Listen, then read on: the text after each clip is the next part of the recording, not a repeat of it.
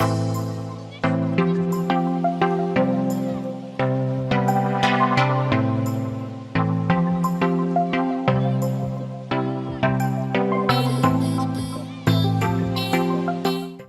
Everyone, welcome to Advait education. मेरा नाम है अक्षय मिश्रा और आप पढ़ रहे हैं क्लास 12 फिजिक्स। तो प्रीवियस वीडियो में हमने क्या देखा? प्रीवियस वीडियो में हमने एलसीआर सर्किट के बारे में बात करी। हम अपने कौन से चैप्टर में? ऑल्टरनेटिंग करंट में। ये वाला कौन सा है? 6th पार्ट है हमारा। प्रीवियस वीडियो में हमने क्या देखा कि जब भी हम एक एलसीआर सर्किट यूज करते हैं और उसको एक एसी सोर्स से कनेक्ट करते हैं तो क्या होती है वोल्टेज की इक्वेशन, क्या होती है करंट की इक्वेशन, और दोनों के बीच में क्या होता है? फेज डिफरेंस क्या होता है। उस ओवरऑल सर्किट का रेजिस्टेंस क्या होता है, जिसको हम क्या बोलते हैं? इंपीडेंस बोलते हैं। कि एलसीआर सर्किट कितना ऑपोजिशन प्रोवाइड करता है ऑल्टरनेटिंग करंट को, और इंपीडेंस कैसे निकालते हैं, ये चीज के बारे में देखा। हमने क्या देखा कि इंपीडेंस ट्रायंगल क्या होता है, और एलसीआर सर्किट को हमने दो तरीके से सॉल्व किया। एक तो फेजर डायग्राम वाला मेथड, दूसरा एनालिटिकल मेथड से भी हमने क्या किया? उसको सॉल्व किया। अब हम आगे बढ़ेंगे, एलसीआर सर्किट को यूज करते हुए चलेंगे। ये वाला जो वीडियो रहेगा, इस वीडियो में हम पढ़ेंगे रेजोनेंस के बारे में और क्यू फैक्टर के बारे में। मतलब क्यू फैक्टर से ही हमें समझ में आएगा कि जैसे हम रेडियो वीडियो को ट्यून करते हैं तो कैसे किस फ्रीक्वेंसी में उसको ट्यून करें, बैंडविड्थ क्या होता है, शार्पनेस क्या होती है, ये सब क्या होगी हमें इस वीडियो में समझ में आएगी। तो फर्स्ट हमारा टॉपिक क्या रहेगा? रेजोनेंस रहेगा। रेजोनेंस क्या होता है? एलसीआर सर्किट जब भी हम यूज करेंगे तो उसमें एक ऐसी कंडीशन आती है जब करंट और वोल्टेज के बीच का जो फेज डिफरेंस रहता है वो जीरो हो जाता है, मतलब पूरी पावर रजिस्टर के अक्रॉस जाती है। तो एलसीआर सर्किट में ही क्या होगा? रेजोनेंस होगा जब तीनों कनेक्टेड है। और जब वोल्टेज और करंट के बीच का फेज डिफरेंस जीरो हो जाएगा तब क्या होगी? रेजोनेंस की कंडीशन होगी। जो कंडीशन पे रेजोनेंस होगा उस कंडीशन की जो फ्रीक्वेंसी होगी उसी को हम क्या बोलेंगे? रेजोनेंस फ्रीक्वेंसी बोलेंगे। ठीक है, तो ये चीज हम क्या देखेंगे? आज डिटेल में देखेंगे। सारी चीजें आपको एकदम क्लियरली समझ में आएगी जब हम क्या करते जाएंगे? डिराइव करते जाएंगे सारी चीजों के बारे में। फिर सेकंड टॉपिक हमारा क्या होगा? क्यू फैक्टर के ऊपर होगा। तो शुरू करते हैं अपना पार्ट 6 रेजोनेंस और क्यू फैक्टर के बारे में। जितने भी लोग नए हैं, चैनल को सब्सक्राइब नहीं किए वो बिल्कुल सब्सक्राइब करना ना भूलें। ठीक है, तो शुरू करते हैं अपना first topic resonance.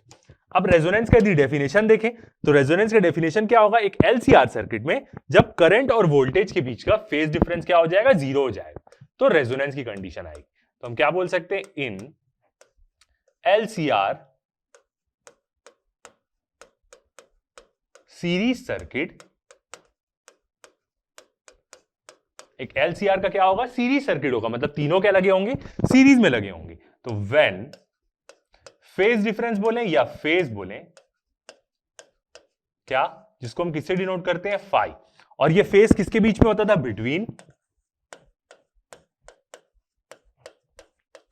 Between current end voltage. हमने क्या देखा है प्रीवियसली? एलसीआर सर्किट में क्या होता है कि हमें एजम्पशन लेना पड़ता है पहले कि किसके अक्रॉस वोल्टेज ड्रॉप ज्यादा हो रहा है। यदि हम माने कि इंडक्टर के अक्रॉस वोल्टेज ड्रॉप ज्यादा हो रहा है तो हमारा क्या होता है? ईएमएफ आगे आती है। और यदि हम मान लें कि करंट के अक्रॉस वोल्टेज ड्रॉप ज्यादा, कैपेसिटर के अक्रॉस वोल्टेज ड्रॉप ज्यादा हो रहा है तो हमारी करंट की इक्वेशन आगे आती है, मतलब वही फाई का ही डिफरेंस आता है। तो दोनों ईएमएफ और करंट के बीच का डिफरेंस क्या होता है? फाई होता है। और ये एकदम अच्छे से कैसे समझ में आता है हमें? इंपीडेंस डायग्राम से, या उसका जब हम फेजर डायग्राम बनाते हैं। तो जब वोल्टेज और करंट के बीच का जो फेज डिफरेंस है वो क्या हो जाएगा? जीरो हो जाएगा। मतलब एलसीआर सर्किट ही है। मतलब ये एक प्रकार से आपको ऐसे दिखेगा कि सारी जो पावर है वो किसके अक्रॉस जा रही है? फिर रेजिस्टेंस के अक्रॉस जा रही है। मगर एलसीआर सर्किट में ही क्या होगा? रेजोनेंस होगा। ऐसा कोई इमेजिन नहीं कर सकता कि जब सारी चीजें, तो सारी जो वोल्टेज है, पावर है, वो रेजिस्टेंस के अक्रॉस जा रही है तो फिर एलसी लगाने का मतलब क्या है? ऐसा नहीं है। एलसीआर सर्किट में ही होगा, और जब दोनों के बीच का फेज डिफरेंस जीरो हो जाएगा एलसीआर सर्किट में, तब रेजोनेंस होगा। अब ऐसी कंडीशन आती कैसी है, ये चीज हम डिराइव करेंगे कि कब ऐसा होगा। देन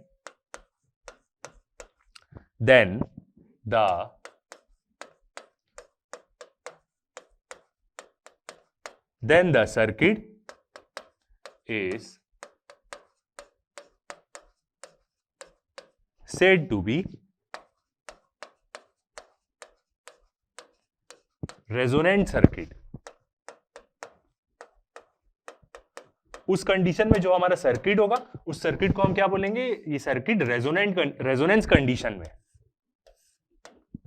ठीक है, अब ऐसा होगा कैसे? मतलब कौन से केस में ऐसा होगा? एंगुलर फ्रीक्वेंसी के ऊपर ये चीज क्या होगी? पूरी डिपेंड करेगी, या हम फ्रीक्वेंसी बोले। ठीक है, तो नेक्स्ट पॉइंट देखते हैं कैसे ये कंडीशन आएगी, ये चीज हम डिराइव करेंगे। तो हम बोल सकते हैं एज एप्लाइड फ्रीक्वेंसी, मतलब जो भी जो सोर्स है एलसीआर सर्किट में जो हम ऑल्टरनेटिंग सोर्स कनेक्ट किए उसकी फ्रीक्वेंसी हम इंक्रीज कर रहे हैं, मतलब करंट क्या होगा, एक टाइम पीरियड में क्या होगा, ज्यादा साइकिल बनाएगा। एज अप्लाइड फ्रीक्वेंसी इंक्रीजेस, जब ऑल्टरनेटिंग करंट की जो फ्रीक्वेंसी है वो इंक्रीज होगी तो उस केस में क्या होगा देखते हैं। करंट की फ्रीक्वेंसी इंक्रीज हो रही है मतलब वो एक सेकंड में ज्यादा साइकिल बनाएगा। तो फर्स्ट हम बात करते हैं एक्सएल के बारे में। एक्सएल क्या होता है, हमारा इंडक्टिव रिएक्टेंस। इंडक्टिव रिएक्टेंस क्या बताता है कि जब हम एक इंडक्टर को ऑल्टरनेटिंग सोर्स से कनेक्ट करते हैं तो वो कितना करंट को अपोज करेगा, रेजिस्ट करेगा। इसकी भी यूनिट क्या होती है, ओम्स होती है। और इंडक्टिव रिएक्टेंस का फॉर्मूला क्या होता है, ओमेगा एल। मतलब फ्रीक्वेंसी पे तो डिपेंड करता ही है। ओमेगा क्या है, एंगुलर फ्रीक्वेंसी, और नॉर्मल फ्रीक्वेंसी क्या होती है, 2 पाई एफ। तो एंगुलर फ्रीक्वेंसी बोले या फ्रीक्वेंसी बोले लगभग मतलब यहां पे सेम ही होगा, क्योंकि 2 पाई का ही तो बस मल्टीप्लीकेशन का डिफरेंस है। ठीक है, तो जब क्या होगा, हमारी फ्रीक्वेंसी इंक्रीज होगी, ऑल्टरनेटिंग करंट जो भी हम लगाए हैं यदि हम उसकी फ्रीक्वेंसी इंक्रीज करें तो जो एक्सएल है वो डायरेक्टली प्रोपोर्शनल है किससे, ओमेगा से। तो ये चीज होगी, इसका मतलब जो एक्सएल की वैल्यू है, इंडक्टिव रिएक्टेंस है, वो क्या होगा, इंक्रीज होगा। मतलब जो इंडक्टर है वो करंट के ऑपोजिशन को क्या करेगा, इंक्रीज करेगा, और ज्यादा वो अपोज करेगा करंट के फ्लो। ठीक है, सेकंड देखते हैं, एलसीआर सर्किट के बारे में बात कर रहे हैं, तीनों लगे हुए हैं यहां सीरीज में। सेकंड देखते हैं कैपेसिटिव रिएक्टेंस के बारे में। ये भी क्या होता है, एक प्रकार से ऑल्टरनेटिंग करंट के फ्लो को ऑपोजिशन बताता है, मगर जब वो ऑल्टरनेटिंग करंट किससे कनेक्टेड है, कैपेसिटर से कनेक्टेड है। इसकी भी यूनिट क्या होती है, ओम्स होती है। तो कैपेसिटिव रिएक्टेंस के बारे में बात करें तो इसका रिलेशन क्या होता है, 1 बाई ओमेगा सी। ये क्या होता है, इनवर्सली प्रोपोर्शनल होता है कैपेसिटिव रिएक्टेंस फ्रीक्वेंसी से। तो जब फ्रीक्वेंसी इंक्रीज होगी करंट की तो इंडक्टिव रिएक्टेंस क्या होगा, इंक्रीज होगा। और ऐसा हमने देखा भी है कि इंडक्टर क्या करता है, एकदम हाई फ्रीक्वेंसी ऑल्टरनेटिंग करंट को तो ब्लॉक ही कर देता है वो। ठीक है, अब यहां पे क्या होगी, ओमेगा इंक्रीज होगा तो ये इनवर्सली प्रोपोर्शनल है, इसकी वैल्यू बढ़ेगी तो एक्सी की वैल्यू क्या होगी, कम होगी। तो यहां से हम क्या बोल सकते हैं कि जो कैपेसिटिव रिएक्टेंस है उसकी वैल्यू क्या होगी, डिक्रीज होगी। एक्सी की वैल्यू क्या होगी, डिक्रीज होगी। अब आप देख रहे हैं एक चीज की वैल्यू बढ़ रही है और एक चीज की वैल्यू क्या हो रही है, इंक्रीज हो रही है। एक की इंक्रीज हो रही है, अगली कैपेसिटिव रिएक्टेंस क्या हो रहा है, कम हो रहा है। तो एक पॉइंट तो ऐसा आएगा जिस पॉइंट में क्या होगी, ये दोनों वैल्यू बराबर हो जाएगी। मतलब जब एक्सएल इक्वल टू क्या हो जाएगा, एक्सी हो जाएगा। ऐसा एक पॉइंट जरूर आएगा ना, क्योंकि एक वैल्यू इंक्रीज हो रही है और एक वैल्यू डिक्रीज हो रही है। जरूरी एकदम मस्ट है कि दोनों का एक मीटिंग पॉइंट जरूर आएगा। एक ऐसी फ्रीक्वेंसी होगी जिस समय एक्सएल इक्वल टू क्या होगा, एक्सी होगा।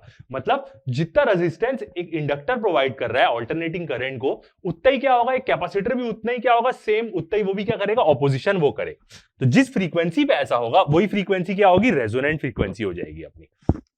ठीक है, देखते हैं।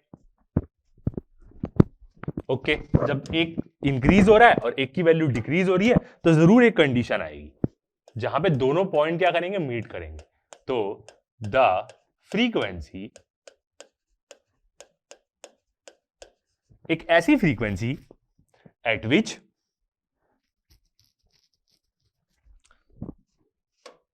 या और अच्छे से लिखें, पहले हम नॉर्मल फ्रीक्वेंसी के बारे में देख रहे हैं। तो फर्स्ट हम क्या करते हैं, एंगुलर फ्रीक्वेंसीज इसको देखते हैं।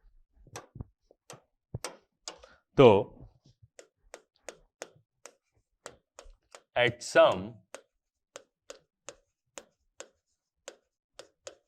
एंगुलर फ्रीक्वेंसी, एक ऐसी एंगुलर फ्रीक्वेंसी आएगी जिसको हम कैसे डिनोट करेंगे, जिसको हम डिनोट करते हैं ओमेगा आर से। इसी को हम क्या बोलेंगे, रेजोनेंट फ्रीक्वेंसी बोलेंगे। अब एनसीईआरटी में देखेंगे तो वो ओमेगा 0 से डिनोट कर देता है, क्योंकि वो एक प्रकार की क्या है, उस फ्रीक्वेंसी में मैक्सिमम वैल्यू मिलती है करंट की। हम क्या करेंगे, रेजोनेंट है तो ओमेगा आर से डिनोट करेंगे। एक ऐसी फ्रीक्वेंसी जरूर आएगी जब क्या होगा, एंगुलर फ्रीक्वेंसी, जब एक्सएल किसके बराबर हो जाएगा, एक्सी के बराबर हो जाएगा। एक बढ़ रहा है एक कम हो रहा है तो जरूर दोनों का क्या होगा, एक मीटिंग पॉइंट होगा। एक ऐसी फ्रीक्वेंसी जरूर होगी जब दोनों चीज क्या होगी, सेम होगी। ठीक है, और दोनों का रिलेशन तो हम जानते ही हैं कि XL equal to omega. Okay, अब इस केस में जब ओमेगा आर फ्रीक्वेंसी हो गई तो उस केस में यदि हम इंडक्टिव रिएक्टेंस देखें तो उसकी वैल्यू क्या हो जाएगी, ओमेगा आर एल। और कैपेसिटिव रिएक्टेंस की वैल्यू देखें तो इस केस में कैपेसिटिव रिएक्टेंस की वैल्यू क्या हो जाएगी, ओमेगा आर सी। वही फॉर्मूला है, बस ओमेगा क्या हो जाएगा, रेजोनेंस फ्रीक्वेंसी हो जाएगा। और ये दोनों क्या होंगे, एक्सएल इक्वल टू एक्सी क्या होंगे, बराबर होंगे। दोनों की वैल्यू क्या होगी, सेम होगी। ठीक है, तो आगे देखते हैं। the frequency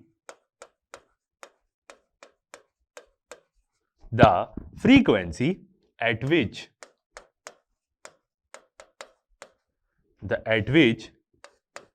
XL and XC becomes equal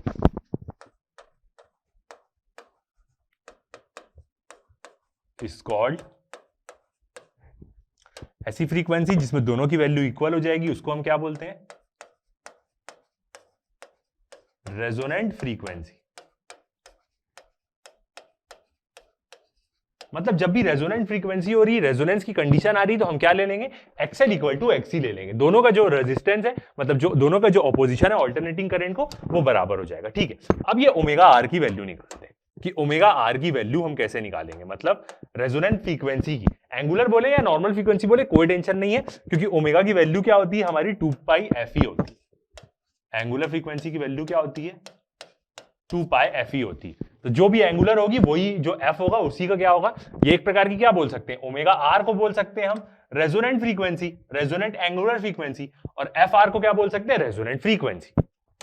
same, तो दोनों का मतलब क्या होगा? सेम होगा। अब देखते हैं क्या मेन कंडीशन है? XL equal to XC। इस केस में क्या होगा? रेजोनेंस होगा। ठीक है, XL की वैल्यू क्या है? ओमेगा आर एल, और XC की वैल्यू क्या है? 1 ओमेगा आर सी। ठीक है, यही वाली कंडीशन है। अब यदि हम यहां से क्या करें, इसको थोड़ा सा और सिंप्लीफाई करें, मतलब ओमेगा आर इधर देते तो ये क्या हो जाएगा? ओमेगा आर का स्क्वायर इक्वल टू एल इधर आ जाएगा तो 1/LC आ जाएगा। ठीक है, अब रूट उधर दे देते हैं तो क्या हो जाएगा? ओमेगा आर इक्वल टू 1 को रूट में रखेंगे, कोई टेंशन नहीं, अंडर रूट में omega R equal to 1/√LC। तो ये क्या आ जाएगी हमारी? रेजोनेंट फ्रीक्वेंसी की कंडीशन कि जब रेजोनेंट हमें यदि निकालना है कि यदि L, XL और XC इक्वल टू बराबर है और हमें पता है L और C की वैल्यू क्या है, तो उससे हम कैसे अपनी रेजोनेंट फ्रीक्वेंसी निकालेंगे? ऐसे। अब इसी रिलेशन को हम एक और तरीके से लिख सकते हैं। ओमेगा क्या होता है अपना? 2πFR होता है। तो यहां से यदि हम FR की वैल्यू निकालें, मतलब रेजोनेंट फ्रीक्वेंसी की, एंगुलर फ्रीक्वेंसी थी ये नॉर्मल, यदि FR की वैल्यू निकालें तो यहां पे क्या वैल्यू आ जाएगी? ओमेगा इज इक्वल टू 2π, और 2π को भी हम क्या देते हैं? नीचे दे देते, तो 1 क्या हो जाएगा?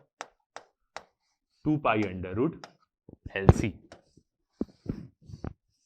तो यही क्या हो जाएगी हमारी? ये रेजोनेंट फ्रीक्वेंसी, मतलब एंगुलर फ्रीक्वेंसी के भी टर्म में और नॉर्मल के भी टर्म में। तो आप ऐसे क्या कर सकते हैं? दोनों चीज निकाल सकते हैं। ठीक है, तो क्वेश्चन में दोनों पूछेगा। ओमेगा आर भी बहुत बार यूज होगी ये वाली टर्म हमारी, और ये वाली टर्म भी क्या होगी? न्यूमेरिकल्स में बहुत यूज होगी। तो आपको समझ में आना चाहिए, ये रिलेशन याद रहा आपको, तो आप क्या कर सकते हैं? दोनों रिलेशन निकाल सकते हैं। ठीक है, अब देखते हैं एक और चीज। अब एट रेजोनेंट फ्रीक्वेंसी, अब इसको रेजोनेंट फ्रीक्वेंसी भी बोलते हैं या रेजोनेटिंग फ्रीक्वेंसी भी बोलते हैं, कोई टेंशन नहीं, दोनों का मतलब क्या होगा? सेम होगा। तो रेजोनेंट फ्रीक्वेंसी में क्या हो रहा है कि हमारा क्या हो जा रहा है? XL इक्वल टू XC हो जा रहा है, और हम जानते हैं कि इंपीडेंस का हमारा फॉर्मूला क्या होता है। मतलब एक LCR सर्किट है तो उसका क्या होगा? एक इंपीडेंस होगा जो ओवरऑल रेजिस्टेंस प्रोवाइड करेगा किसके? ऑल्टरनेटिंग करंट के फ्लो। तो Z का रिलेशन क्या होता है इंपीडेंस का? √R² plus XL minus XC का होल स्क्वायर। ठीक है, कोई रिलेशन आप देखेंगे XC माइनस XL, कोई फर्क नहीं पड़ता, वैसा ही आंसर आएगा। वो जो बड़ा रहता है उसको हम आगे लिख देते हैं, मतलब जिसके अक्रॉस वोल्टेज ड्रॉप ज्यादा हो रहा है। इधर भी चेंज हुआ तो भी कोई टेंशन नहीं। अब ये क्या है हमारा? इंपीडेंस का क्या है? रिलेशन। ठीक है, अब यदि जब XL इक्वल टू XC हो जा रहा है तो जो इंपीडेंस है वो किसके बराबर हो जाएगा? R के बराबर हो जाएगा। होता है Z यहां पे क्या है हमारा?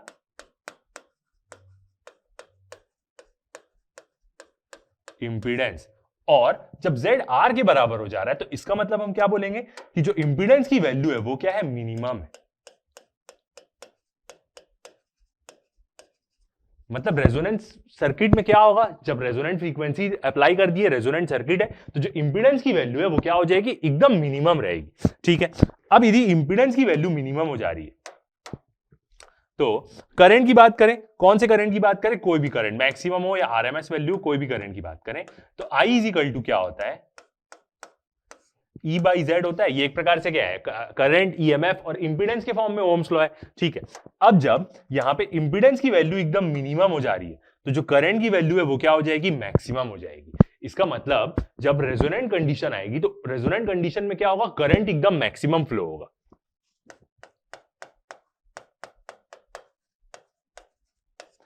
इसको हम नॉर्मल बेसिक तरीके से भी समझ सकते हैं, जैसे 11 में हमने पढ़ा है रेजोनेंट के बारे में। और एक बहुत कॉमन एग्जांपल हम लेते हैं कि जब भी सोल्जर्स लोग मार्च करते हुए जाते हैं पैर ठोकते हुए, तो उन लोग कभी भी जब ब्रिज क्रॉस करते हैं तो उन लोग कभी भी पैर ठोकते हुए नहीं जाते, मतलब ब्रिज में मार्च करते हुए नहीं जाते उन लोग। ऐसा क्यों? क्योंकि यदि उनके पैर कदम ताल की जो फ्रीक्वेंसी है वो क्या हो गई, ब्रिज की नेचुरल फ्रीक्वेंसी से मैच हो गई, तो ब्रिज क्या हो जाएगा, टूट जाएगा। वही रेजोनेंस क्या है, यहां पे भी है, बट यहां पे ये रेजोनेंस क्या है, यूजफुल फॉर्म में। तो वहां पे हमने क्या देखा है कि जब भी वहां पे रेजोनेंस की कंडीशन आती है, तो वहां पे क्या होता है कि जो ऑसिलेशन है, मतलब जो भी चीज ऑसिलेट कर रही है, उसका एम्पलीट्यूड एकदम शूट अप हो जाता है। एम्पलीट्यूड वहां पे क्या हो जाता है, मैक्स हो जाता है वेव का, रेजोनेंट की कंडीशन पे। यहां पे हमारा एम्पलीट्यूड क्या है, यहां पे अपना एम्पलीट्यूड क्या है, मैक्सिमम करंट है हमारे यहां पे एम्पलीट्यूड। तो रेजोनेंस की कंडीशन में क्या होगा, जो करंट है उसकी वैल्यू क्या हो जाएगी, बहुत ज्यादा हो जाएगी, मैक्सिमम हो जाएगी। इसका मतलब जो सर्किट की मैक्सिमम करंट, एक ऑल्टरनेटिंग फ्रीक्वेंसी चल रही, तो उसके एक मैक्सिमम करंट की वैल्यू तो होगी होगी, मगर जब रेजोनेंस कंडीशन आई तो उसका एम्पलीट्यूड और शूट अप हो जाएगा, बहुत ज्यादा हो जाएगा। तो उस केस में क्या होगा, जो करंट है उसकी वैल्यू क्या हो जाएगी, मैक्सिमम। और कॉमनली भी समझ में आता है कि इंपीडेंस क्या हो जाएगा, एकदम मिनिमम हो जाएगा इस केस में, ठीक है। तो ओवरऑल क्या बोल सकते हैं हम, जो करंट की वैल्यू क्या हो जाएगी, वो हमारी मैक्सिमम हो जाएगी, ठीक है। आगे बढ़ते हैं। तो ये था क्या पूरा ओवरऑल उसका रेजोनेंस के बारे में। तो क्या रिलेशन आपको याद रखना है, मेन ये दो रिलेशन क्या रहेंगे आपके इंपॉर्टेंट रहेंगे जब भी आपको रेजोनेंस के लिए क्वेश्चन सॉल्व करना पड़ेगा। और कंडीशन क्या है कि दोनों एक्सएल इक्वल टू क्या हो जाएगा, एक्स ही हो जाएगा, ठीक है। आगे बढ़ते हैं, अब थोड़ा सा थ्योरेटिकल फॉर्म में समझते हैं। तो हमने डिराइव कर लिया, हमें समझ में आ गया कि ओरिजिनली रेजोनेंस है क्या। रेजोनेंस कंडीशन क्या होगी, कब होगी, एक एलसीआर सर्किट में ही होगी। और एलसीआर सर्किट में क्या कंडीशन होगी, जब रेजोनेंस होगा, इंडक्टिव रिएक्टेंस बराबर हो जाएगा कैपेसिटिव रिएक्टेंस के। उस कंडीशन में इंपीडेंस की वैल्यू मिनिमम हो जाएगी, करंट मैक्सिमम हो जाएगा, एम्पलीट्यूड शूट अप करेगा। और वो जो फ्रीक्वेंसी है जिसमें रेजोनेंस होगा, उस फ्रीक्वेंसी को हम क्या बोलेंगे, रेजोनेंट या रेजोनेटिंग फ्रीक्वेंसी, ठीक है। तो an interesting characteristics of series LCR circuit is the phenomena of resonance. ये क्या होता है, बहुत इंपॉर्टेंट होता है ये रेजोनेंस वाला फिनोमिना, क्योंकि इसी से क्या होता है, इसको आपने बहुत बार देखा होगा बट आपने कभी समझा नहीं होगा। जब हम रेडियो को ट्यून करते हैं तो उस समय क्या करते हैं हम, जो भी चैनल हमें चाहिए उस चैनल की हम रेजोनेंट फ्रीक्वेंसी ले लेते हैं अपने, तब जाके क्या होता है, उसका करंट एम्पलीट्यूड शूट अप हो जाता है, तभी हमें जो पर्टिकुलर स्टेशन सिलेक्ट करना है वो सुनाई देता है। देखते हैं कैसे। तो एक बहुत इंटरेस्टिंग कैरेक्टरिस्टिक है, इसका बहुत ज्यादा एप्लीकेशन रहता है। एक और एप्लीकेशन क्या रहता है, जब भी आप एयरपोर्ट जाएंगे या कहीं भी जाएंगे, वहां पे आप मेटल डिटेक्टर देखेंगे, तो वो मेटल डिटेक्टर भी जो होता है वो भी क्या होता है, रेजोनेंट सर्किट पे ही क्या करता है, वो काम करता है, ठीक है। This phenomena of resonance is commonly among the systems that have tendency to oscillate at particular frequency. मतलब ये क्या है, एक रेजोनेंस का फिनोमिना कॉमन है एकदम ऐसे सिस्टम के लिए जो सिस्टम एक पर्टिकुलर फ्रीक्वेंसी पे ही क्या करते हैं, रेजोनेट करते हैं। जैसे रेडियो में हमें कोई भी चैनल सिलेक्ट करना है, तो उसी चैनल की यदि हम फ्रीक्वेंसी सिलेक्ट करते हैं, तभी क्या, जो भी फ्रीक्वेंसी हम सिलेक्ट करेंगे वो चैनल चलने लग जाएगा। ऐसा क्यों, जो भी हमने फ्रीक्वेंसी सिलेक्ट करी उस फ्रीक्वेंसी में उस चैनल का करंट उसमें मैक्सिमम हो जाएगा, एम्पलीट्यूड शूट अप करता है रेजोनेंस पे। देखते हैं आगे कैसे होगा। This frequency is called natural frequency. बहुत सारे सिस्टम क्या होते हैं, अपनी नेचुरल फ्रीक्वेंसी पे ऑसिलेट करते हैं। मतलब रेडियो में जब भी हमें कोई चैनल सिलेक्ट कर रहे हैं, या टीवी में हम ट्यून कर रहे हैं, टीवी आजकल ऑटोमेटिक ट्यून करता है, तो वो क्या करता है, जो भी चैनल है उसकी नेचुरल फ्रीक्वेंसी वो देखता है क्या है इसकी नेचुरल फ्रीक्वेंसी, और उसी से क्या हो जाता है, हमारा सिस्टम ऑसिलेट करने लग जाता है, मतलब हमें वो चैनल दिखने लग जाता है। If such a system is driven by a energy source at the frequency that is nearly equal to the natural frequency, अब यदि कोई ऐसे LCR सर्किट को हम क्या करेंगे, ड्राइव करेंगे कि उस सिस्टम को कैसे, नेचुरल फ्रीक्वेंसी के साथ। और वो नेचुरल फ्रीक्वेंसी क्या होगी, source at frequency such that near of the natural frequency. मतलब जो सोर्स होगा, मतलब वही जो नेचुरल फ्रीक्वेंसी है उसी को हम क्या मान लेंगे, सोर्स मान लेंगे। If such A system is driven by energy source at the frequency, एक एनर्जी सोर्स से उस सिस्टम को ड्राइव करेंगे जिसकी फ्रीक्वेंसी क्या होगी, नेचुरल फ्रीक्वेंसी के बराबर होगी, the amplitude of oscillation is found to be large. वही चीज कंडीशन जो हमने 11 में पढ़ा है कि यदि कोई सिस्टम में जो एक्सटर्नल फोर्स की फ्रीक्वेंसी है वो क्या हो जाएगी, सिस्टम की नेचुरल फ्रीक्वेंसी के बराबर हो जाएगी, तो एम्पलीट्यूड शूट अप कर देता है। यहाँ पे एम्पलीट्यूड का मतलब क्या है, करंट की वैल्यू, करंट क्या हो जाएगा, मैक्स हो जाएगा, क्योंकि हमारी इक्वेशन में एम्पलीट्यूड क्या है, यहाँ पे हमारा मैक्सिमम वैल्यू है करंट की। ठीक, अब ये जो रेजोनेंस की कंडीशन है इसको एक नॉर्मल एग्जांपल से समझे तो आप समझ सकते हैं, एक जो झूला झूलते हैं हम बैठ के ऐसा चेन वाला, जिसको हम स्विंग बोलते हैं इंग्लिश में, वो झूले में जब आप झूलते रहेंगे तो उसमें एक टेक्निक होती है, सबको ये बेसिक पता रहता है कि बिना ग्राउंड टच किए भी आप क्या कर सकते हैं, झूले को स्पीड कर सकते हैं। कैसे, आपको अपने पैर बस ऐसे ऐसे करके क्या करने हैं, पुश करने हैं, मतलब जब भी आप हाइट में जाएंगे तो आपको पुश करना है। पुश करने का मतलब क्या होता है, आप जो उसकी रोप है उसको हल्का सा पुल करते हैं मैक्सिमम जगह में, तो आपका झूला क्या होता है, अपने आप स्पीड होने लग जाता है। आपने देखा होगा ये चीज के बारे में कि जब भी आप स्विंगिंग में झूलते हैं बिना जमीन टच किए भी आप झूले को क्या कर सकते हैं, स्पीड कर सकते हैं। बस आपको एक पर्टिकुलर पोजीशन पे क्या करना है, अपने पैर को पुश करना है हवा में ही, तो क्या होने लग जाएगा, आपका झूला स्पीड होने लग जाएगा। तो वही चीज का यहाँ पे एग्जाम्पल है। A familiar example of this phenomena is a child on a swing, जब एक बच्चा झूला झूलते रहता है।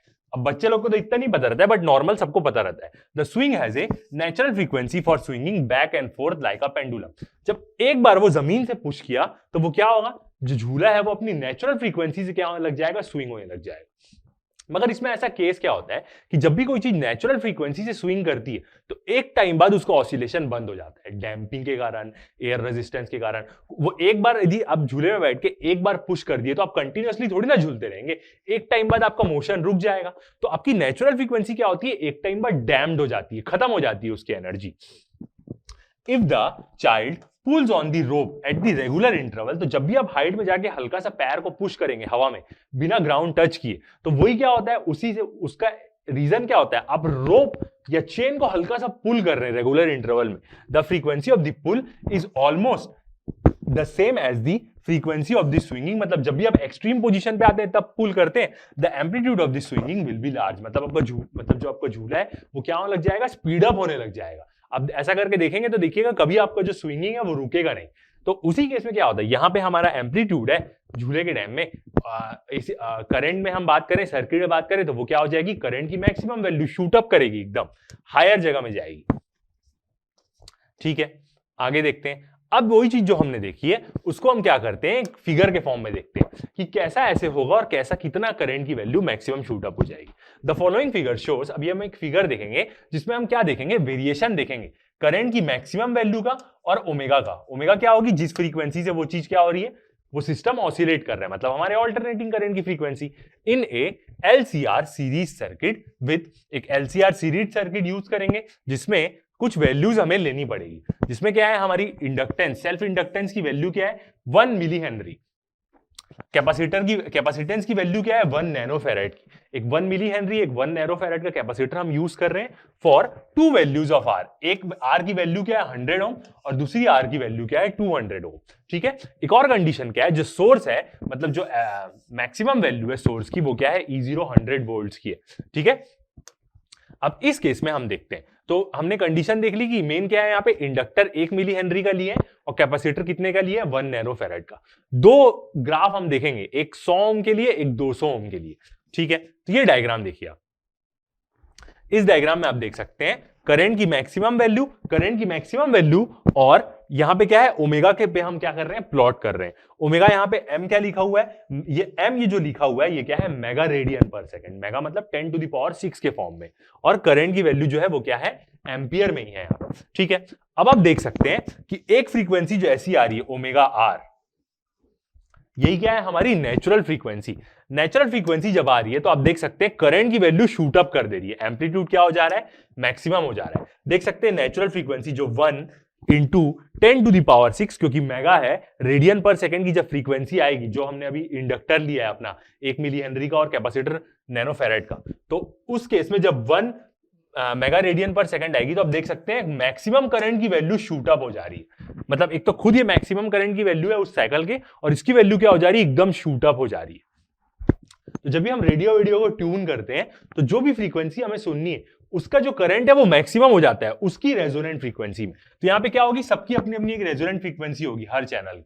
जिस चैनल को हम सिलेक्ट करेंगे उसका करंट मैक्स हो जाएगा। तो ऐसी क्या होता है, हमारा टीवी और रेडियो क्या होता है, ट्यून होता है। ठीक है, तो अब ये देख सकते हैं, अब यहां पे दो कर्व आपको दिख रहा है।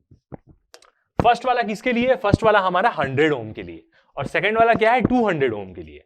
तो इस केस में देखिए तो 1 × 10⁶ रेडियन पर सेकंड क्या आ रही है हमारी, ओमेगा आर की वैल्यू आ रही है, या 2 पाई ले लेते तो फ्रीक्वेंसी की वैल्यू आती। दोनों चीज यहां पे लगभग क्या होगी, सेम ही होगी। ठीक है, we see that current amplitude is maximum at the resonant frequency. हम देख सकते हैं कि जो करंट का एम्पलीट्यूड है वो मैक्सिमम आ रहा है किसमें, रेजोनेंस फ्रीक्वेंसी में। रेजोनेंस फ्रीक्वेंसी की जो वैल्यू है ये, आगे जाएंगे ओमेगा आर बढ़ेगा, पीछे आएंगे ओमेगा आर कम होगा, मगर एक पर्टिकुलर ओमेगा आर में क्या होगी, करंट की वैल्यू मैक्सिमम होगी। यदि एंगुलर फ्रीक्वेंसी की वैल्यू कम करते हैं तो भी करंट कम मिलेगा, एंगुलर फ्रीक्वेंसी की वैल्यू ज्यादा करते हैं तो भी करंट की मैक्सिमम करंट की वैल्यू क्या मिलेगी, कम मिलेगी। ठीक है, तो आपको समझ में आना चाहिए कि जो रेजोनेंट फ्रीक्वेंसी है उसी में हमें मैक्स करंट मिलेगा। उससे थोड़ा पहले आए तो भी उतना करंट नहीं मिलेगा, थोड़ा आगे भी चले गए तो भी नहीं मिलेगा। और since I0 is equal to E0/R, जो हमारी ये क्या है, मैक्सिमम करंट और EMF के फॉर्म में क्या है, Ohm's law.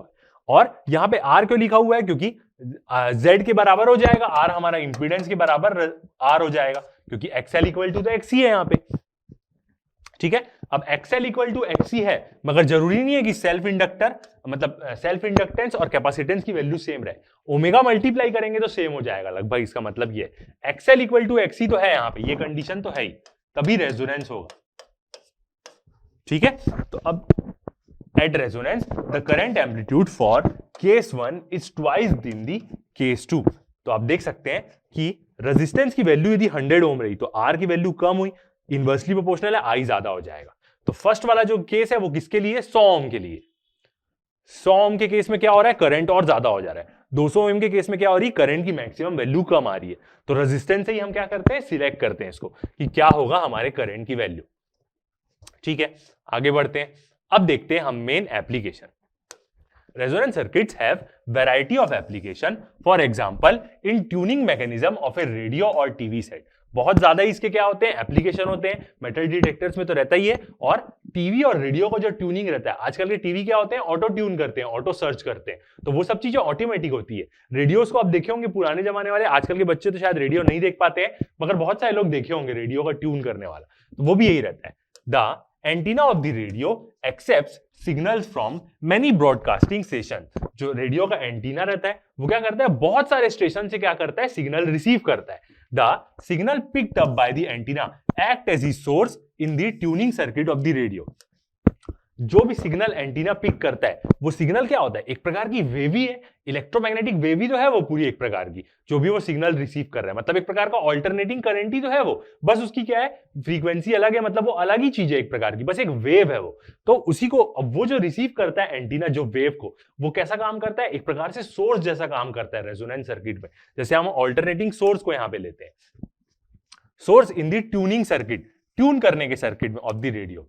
So the circuit can be driven at many frequencies, but to hear one particular radio station we tune the radio। तो सर्किट क्या हो सकता है, बहुत सारी फ्रीक्वेंसी से चल सकता है, मतलब बहुत सारे स्टेशन की वो फ्रीक्वेंसी रिसीव कर रहा है, किसी से भी चल सकता है, मगर हमें यदि एक पर्टिकुलर स्टेशन सुनना है तो उसको हमें क्या करना पड़ता है, ट्यून करना पड़ता है।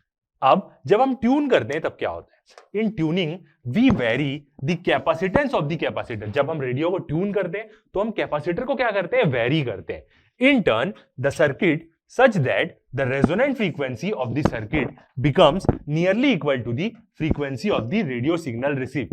ऐसा वेरी करते हैं कि जो सर्किट की रेजोनेंट फ्रीक्वेंसी है वो एकदम बराबर हो जाएगी जो रेडियो चैनल हमें सुनना है उसकी नेचुरल फ्रीक्वेंसी से।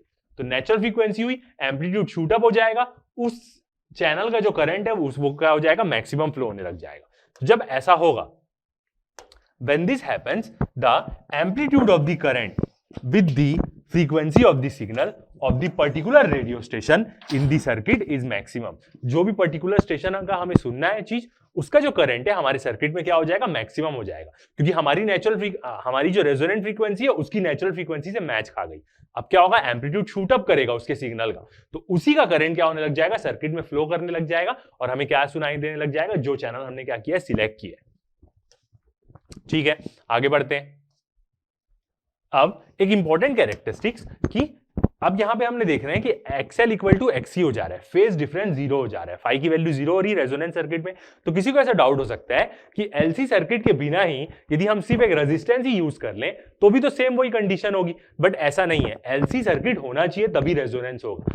कंडीशन वही हो जा रही है, फेज डिफरेंस जीरो हो जा रहा है, इंपीडेंस पूरा रेजिस्टेंस के बराबर हो जा रहा है, बट यहां पे क्या होता है, दोनों अपनी एनर्जी ऑसिलेट करते रहते हैं। मैग्नेटिक फील्ड और इलेक्ट्रिकल मैग्नेटिक एनर्जी जो इंडक्टर स्टोर करता है और जो कैपेसिटर जो इलेक्ट्रिकल एनर्जी स्टोर करता है, दोनों ऑसिलेट करते रहते हैं, तभी ऐसा होता है। It is important to note that resonance phenomena is exhibited by a circuit only if both L and C are present in the circuit. एक उसी सर्किट में रेजोनेंस फिनोमिना होगा जिसमें इंडक्टर और कैपेसिटर दोनों प्रेजेंट होंगे। Only then do the voltage across L and C cancel each other, both being out of phase. तभी क्या होगा, एक आगे है 90 डिग्री, एक पीछे है, तो दोनों क्या करेंगे, एक दूसरे को कैंसिल करेंगे और फेज डिफरेंस क्या होगा, जीरो होगा। And current amplitude E0 by R, जो करंट का एम्पलीट्यूड होगा मतलब उसकी मैक्सिमम वैल्यू, I0 की वैल्यू E0 बाई आर होगी। आर के नहीं होगा वैसे, यहाँ पे क्या होगा, इंपीडेंस होगा Z, मगर इंपीडेंस बराबर हो जा रहा है रेजिस्टेंस के, इसलिए हम क्या लिख रहे हैं, आर लिख रहे हैं। The total source voltage appear across R, तो जो पूरा सोर्स वोल्टेज है वो आर के अक्रॉस अपीयर हो जाएगा। This means that we cannot have resonance in RL और आरसी सर्किट, मतलब रेजिस्टेंस और इंडक्टर या रेजिस्टेंस कैपेसिटर सर्किट में हम रेजोनेंस की कंडीशन अचीव नहीं कर सकते, क्योंकि वहां पे वो हमेशा कैंसल आउट नहीं करेगा, फेस को आगे ही रहेगा। ठीक है, अब इसी चीज को यदि हम देखें तो इसी चीज को ऐसा कैसे हो रहा है, इसको एक नॉर्मल एग्जांपल से भी समझ सकते हैं। जैसे दो ठोक टैंक ले लेते हैं हम, ये टैंक में पानी ज्यादा है, इस टैंक मतलब यहां पे क्या हो रहा है, एक प्रकार से हम क्या देख रहे हैं, एल और सी के बीच का ऑसिलेशन देख रहे हैं कि कैसे हो रहा है जब दोनों की वैल्यू क्या हो जा रही है, सेम हो जा रही है। एक टैंक ले लें और एक दूसरा टैंक ले लें। अब इस टैंक से यदि पानी इसमें फ्लो होगा, क्योंकि इसमें पानी ज्यादा है उसमें पानी कम है, तो इधर से इधर फ्लो होगा। अब वो जब फ्लो होगा तो इस प्रोपेलर को घुमा देगा और फ्लाई व्हील क्या होने लग जाएगी, घूमने लग जाएगी। फ्लाई व्हील क्या होता है, एक मास होता है, बड़ा सा पत्थर जो गोल गोल घूमना चालू करता है तो जल्दी रुकता नहीं है, अपनी इनर्शिया के कारण घूमते ही रहता है। तो इसमें इसको हम फ्लक्चुएशन अवॉइड करने के लिए लगाते हैं। जैसे आपने सीविंग मशीन देखी होगी, उसमें एक बड़ी सी चक्री लगी रहती है, वही। तो जब ये टैंक खाली होगा, इसमें टैंक क्या होगा, फिल होगा, तो ये क्या होगा, प्रोपेलर को घुमाएगा, फ्लाई व्हील घूमने लग जाएगा। एक समय ऐसा आएगा जब ये टैंक आधे लेवल पे आ जाएगा और इसमें भी पानी आधे लेवल पे आ जाएगा। तो ऐसे में क्या होगा, पानी जाना बंद हो जाना चाहिए, मगर ये फ्लाई व्हील घूम ही रहा है अपनी इनर्शिया के कारण, तो ये क्या करेगा, और पानी खींच के इधर भेज देगा। तो इसका लेवल कम हो जाएगा, इसका लेवल ज्यादा हो जाएगा, फिर पानी उल्टा रिवर्स फ्लो करेगा, फिर इसका लेवल ज्यादा हो जाएगा फ्लाई व्हील के कारण, क्योंकि वो घूम रहा है फिर। तो ऐसे क्या होता है, एलसी ऑसिलेशन होता है। इसी को हम क्या देखेंगे आगे नेक्स्ट वाले अपने टॉपिक में देखेंगे, नेक्स्ट लेक्चर में। तो इसलिए एल और सी दोनों जरूरी है यहां पे। ठीक है, आगे बढ़ते हैं, इसी को और हम क्लियरली देखेंगे, एलसी ऑसिलेशन जो हमारा आगे वाला टॉपिक आ रहा है। ठीक है, अब क्या करते हैं, एक क्वेश्चन बनाते हैं इसी मतलब रेजोनेंस कंडीशन से रिलेटेड। देखते हैं क्या बोल रहा है क्वेश्चन। बहुत बड़ा दिख रहा है बट इतना कोई मुश्किल नहीं, एकदम इजी सॉल्व होगा। 2 microfarad capacitor, 100 ohm resistor and 8 henry inductor are connected in series with an AC source. ठीक है, तीनों कंपोनेंट क्या है, सीरीज में connected. What should be the frequency of the source for which the current drawn in the circuit is maximum? क्या होगी frequency source, frequency source की क्या होनी चाहिए, जो करंट सर्किट में ड्रॉन हो वो क्या हो, मैक्सिमम ड्रॉन हो। If peak value of the EMF of the source is 200 volt, मतलब ईएमएफ की मैक्सिमम वैल्यू दी है, find the maximum current, inductive reactance, capacitive reactance, total impedance, peak value of the current. 4-5 चीजें निकालने हमें बोला in the circuit. What is the phase relationship between the voltage across the inductor and resistor, inductor और resistor के across phi निकालना है। Give the phase relationship between voltage across the inductor and capacitor, inductor और capacitor के across का भी क्या निकालना है हमें, फेज डिफरेंस निकालना है। तो मैक्सिमम करंट, इंडक्टिव, पहले तो फ्रीक्वेंसी निकालनी है जिस फ्रीक्वेंसी में मैक्सिमम करंट जाए, मैक्सिमम करंट निकालना है, capacitive reactance, inductive reactance, total impedance, total impedance तो रेजिस्टेंस के बराबर ही होगा। ठीक है, and peak value of the current in the circuit. ठीक है, सॉल्व करते हैं इस क्वेश्चन को। चलिए फर्स्ट हम लिखते हैं अपनी क्या क्या गिवन वैल्यूज यहां पे है।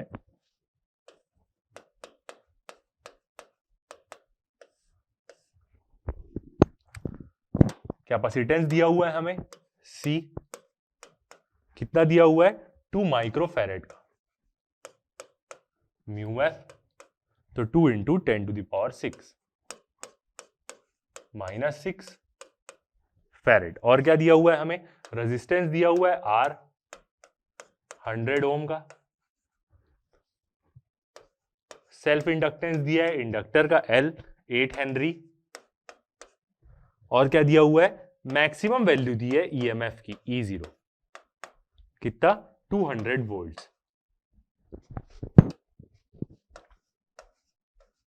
200 वोल्ट दिया हुआ है। ओके, निकालना क्या क्या है देखते हैं।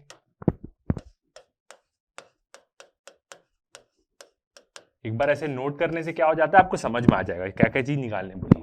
फर्स्ट बोला है फ्रीक्वेंसी निकालो।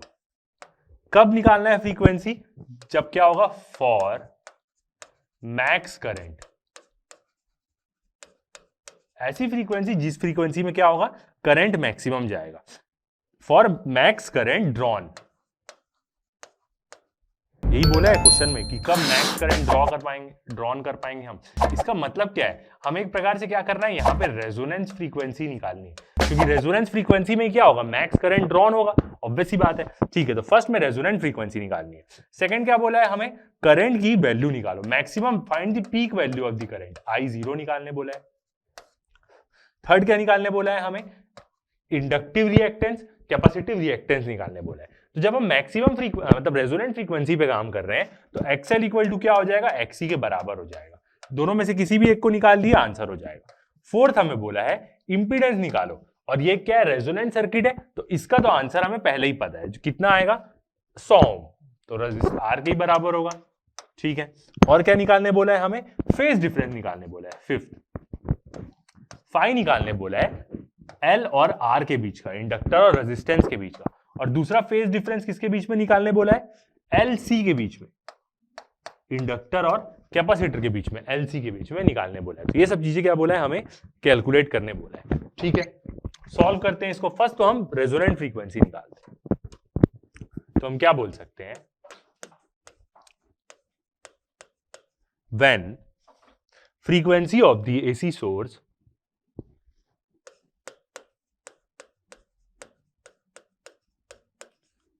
frequency of AC source is equal to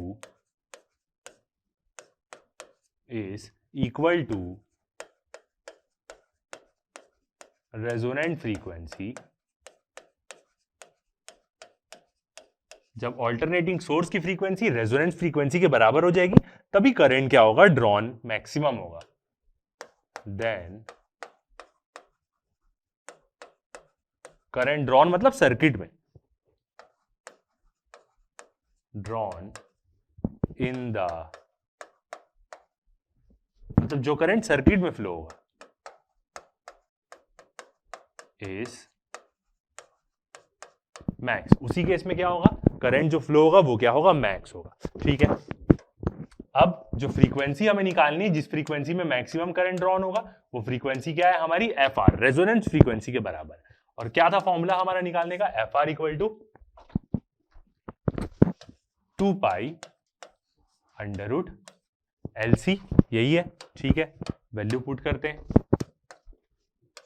तो 1/2 पाई अंडर रूट, कितनी दी हुई है हमें, L की वैल्यू 8 हेनरी का हमारा क्या है, इंडक्टर है, और कैपेसिटेंस कितना है, 2 माइक्रोफैरेड का, 2 इंटू 10⁻⁻⁶। इसको सॉल्व करेंगे तो क्या आ जाएगा हमारा, FR की वैल्यू, रेजोनेंट फ्रीक्वेंसी कितनी आ जाएगी हमारी, 2 पाई है, तो और इसको थोड़ा सा रिजॉल्व कर लेते हैं, 1 2 पाई बाहर में रहेगा ही।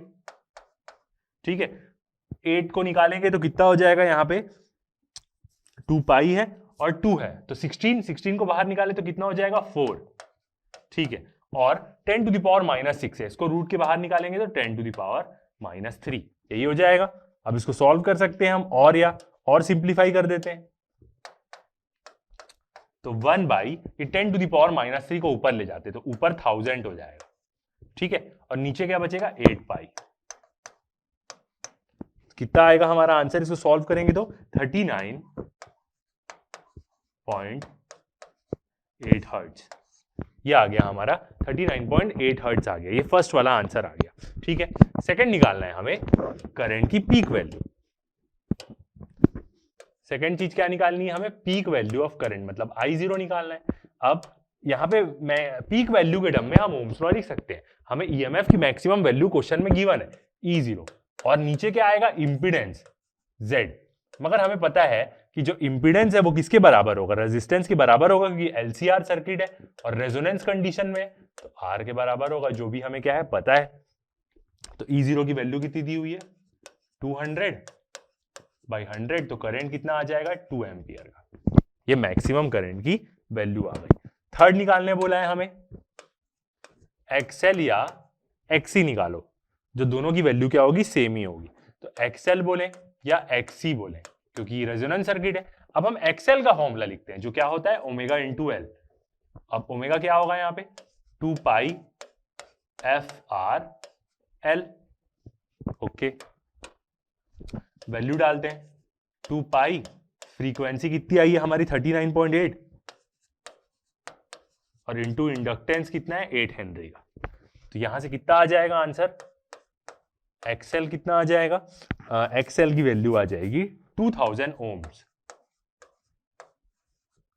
अब याद रखिएगा, यहां पे यदि हम एक्सी भी कैलकुलेट कर लेते, मान लेते यदि हम एक्सी भी कैलकुलेट करते थे 1/ओमेगा-c, तो ये क्या होता, 1/2 पाई FRC, अब 1/2 पाई इंटू 39.8 इंटू कैपेसिटेंस कितना है, 2 इंटू 10⁻³ यस 10⁻⁻6, तो भी कितनी आती, 2000 ओम ही आती।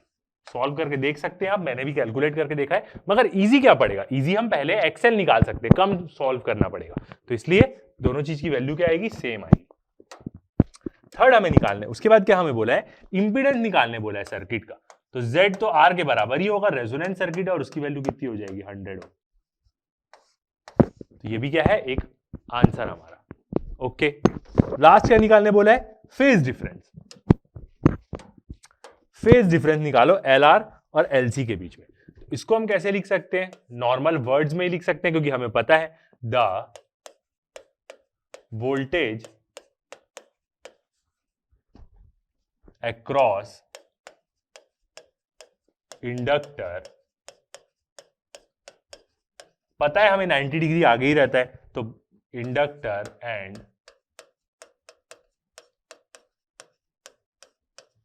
Resistance differ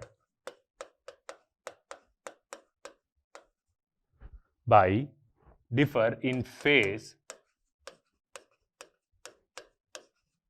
by 90 degree. एक ऐसे पॉइंट्स में आप लिख सकते हैं, पता ही है इंडक्टर में ईएमएफ आगे चलती है, तो आर में तो सेम ही चलेगा, आई और वी, इंडक्टर में आगे रहेगा 90 डिग्री, तो इसलिए दोनों के बीच का फेज डिफरेंस क्या होगा, 90 डिग्री का। इंडक्टर और कैपेसिटर में देखें,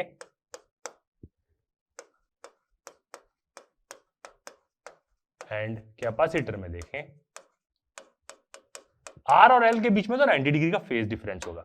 इंडक्टर और कैपेसिटर में देखें तो इसके लिए थोड़ा सा फेज डायग्राम याद करना पड़ेगा। ये होता है हमारा VL, नीचे आता है हमारा क्या, VC, और अच्छे से देख लेते हैं, ऐसे आता है VC हमारा, जो इंपीडेंस डायग्राम हम बनाते हैं, और ये क्या होता है हमारा VR, ऐसा ही होता है हमारा इंपीडेंस डायग्राम। तो यहां पे यदि दोनों के बीच का एंगल देखें, VL और VC का एंगल, तो 180 डिग्री है। तो यहां पे क्या होगा, फेज डिफरेंस कितना होगा, इंडक्टर और कैपेसिटर के बीच में 180 डिग्री का, तो बाई 180 डिग्री फेज, दोनों के बीच का फेज डिफरेंस कितना है, 180 डिग्री के, दोनों के वोल्टेज के बीच का। क्या चीज का है, वोल्टेज का, ये चीज पूछा है, वोल्टेज के बीच का फेज डिफरेंस निकालो। तो ये आ गया हमारा सेकंड वाला आंसर। ठीक है, आगे बढ़ते हैं। अब नेक्स्ट टॉपिक देखते हैं अपना क्यू फैक्टर, शार्पनेस जिसको हम बोलते हैं, मेजर ऑफ शार्पनेस या रेजोनेंस के बारे में। ओके, तो आगे बढ़ते हैं। अब नेक्स्ट टॉपिक देखते हैं अपना क्वालिटी फैक्टर के बारे में, या हम बोले शार्पनेस ऑफ रेजोनेंस के बारे में। ये क्या है, एकदम इजी टॉपिक है, बस इसमें क्या है, थोड़ा सा बड़ा रहता है। तो हम क्या करते जाएंगे, इसको पहले डिराइव करते हैं, फिर आपको क्या होगी, चीजें समझ में आती जाएगी बीच में। ठीक है, तो कैसे निकालते हैं हम क्वालिटी फैक्टर, क्या होता है sharpness of sharpness of resonance क्या होती है, ये चीज के बारे में देखते हैं। तो शुरुआत करते हैं। सबसे पहले फर्स्ट हम देखते हैं करंट की maximum value, the amplitude, amplitude मतलब किसी भी वेव का जो साइनोसॉइडल वेव का जो एम्पलीट्यूड होता है वो उसकी मैक्स वैल्यू होती है। तो एम्पलीट्यूड का मतलब क्या होता है, मैक्स वैल्यू। मतलब जब वो क्या करेगा, एक वेव के फॉर्म में, साइनोसॉइडल वेव में ऐसे वेव जो रहेगी उसकी मैक्स वैल्यू। तो यहाँ पे क्या है, हमारे जो वेव है उसमें क्या है, करंट की मैक्सिमम वैल्यू है, तो उसी को बोल रहा है, करंट की मैक्सिमम वैल्यू को बोल रहा है। द एम्पलीट्यूड या मैक्स वैल्यू बोले of the current, max value बोले करंट इन एलसीआर सर्किट में ही होगा।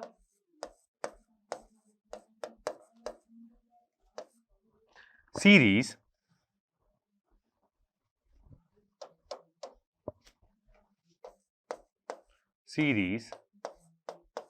एलसीआर सर्किट क्या होता है, हमारा मैक्सिमम करंट की वैल्यू देखें तो क्या हो जाएगी हमारी I0, यही होता है हमारा मैक्सिमम करंट। ठीक है, अब हम क्या लिखेंगे, मैक्सिमम करंट, मैक्सिमम ईएमएफ को एक प्रकार से ओम्स लॉ के टर्म में लिखेंगे। तो हमें क्या यूज करना पड़ेगा, इंपीडेंस। तो I0 को हम क्या बोल सकते हैं, E0 बाई Z बोल सकते हैं, बिल्कुल। ये एक प्रकार से क्या है, ओम्स लॉ के फॉर्म, मतलब मैक्सिमम वैल्यू के टर्म्स में क्या है, ओम्स लॉ है। और इंपीडेंस क्या बताएगा, हमारा रेजिस्टेंस बताएगा। ठीक है, पूरी वैल्यू पुट करते हैं। तो E0 क्या हो जाएगा, E0 की वैल्यू तो वही रहेगी। नीचे इंपीडेंस की वैल्यू पुट करें तो इंपीडेंस क्या हो जाएगा हमारा, R² प्लस, यहां पे क्या एजम्पशन लें हम, बिल्कुल XL माइनस XC ले लें, कोई दिक्कत नहीं। दोनों में से तो हम कुछ भी लिख सकते हैं, XL माइनस XC लिखें या XC माइनस XL लिखें, जिसकी भी वैल्यू बड़ी रहेगी वो वैसा आएगा ही आएगा। तो ये क्या होता है, हमारा पूरा रिलेशन होता है। ठीक है, अब हम क्या करते हैं, यहां पे वैल्यू पुट करते हैं किसकी, XL और XC। और ये क्या है, एक प्रकार का रेजोनेंस सर्किट है। तो यहां पे जो ओमेगा एल या 1/ओमेगा C होगा, तो ओमेगा कौन सा होगा, ओमेगा R। कौन सा वाला, रेजोनेंस फ्रीक्वेंसी वाला। ठीक है, या नॉर्मली हम बोल देते कोई भी ओमेगा हो, वैसे तो ओमेगा R ही लेंगे। तो under root R² plus bracket में XL की वैल्यू क्या होती है, ओमेगा एल, जो भी फ्रीक्वेंसी हो, ओमेगा इंटू एल क्या है, सेल्फ इंडक्टेंस, माइनस XC की वैल्यू देखें तो क्या होती है, 1/ओमेगा C का होल स्क्वायर। यही होगा रिलेशन। ओके, ठीक है। अब देखते हैं, अब ये जो एम्पलीट्यूड है, ये एम्पलीट्यूड क्या है, ऑलरेडी मैक्सिमम वैल्यू है करंट की, जो भी साइनोसॉइडल वेव चल रही है। मगर ये एम्पलीट्यूड मैक्सिमम कब होगा, एम्पलीट्यूड खुद एक करंट की मैक्सिमम वैल्यू है, मगर ये खुद मैक्सिमम कब होगा, जब रेजोनेंस फ्रीक्वेंसी होगी। क्योंकि रेजोनेंस फ्रीक्वेंसी में क्या होता है, एम्पलीट्यूड और बढ़ता है, शूट अप हो जाता है, मतलब मैक्सिमम वैल्यू और बढ़ जाती है। तो ये जो एम्पलीट्यूड है, ये उस साइकिल की तो मैक्सिमम वैल्यू है ही, मगर ये एम्पलीट्यूड भी सबसे ज्यादा होगा कब, जब रेजोनेंस की कंडीशन आएगी। तो यहां पे हम क्या बोल सकते हैं, and amplitude is maximum.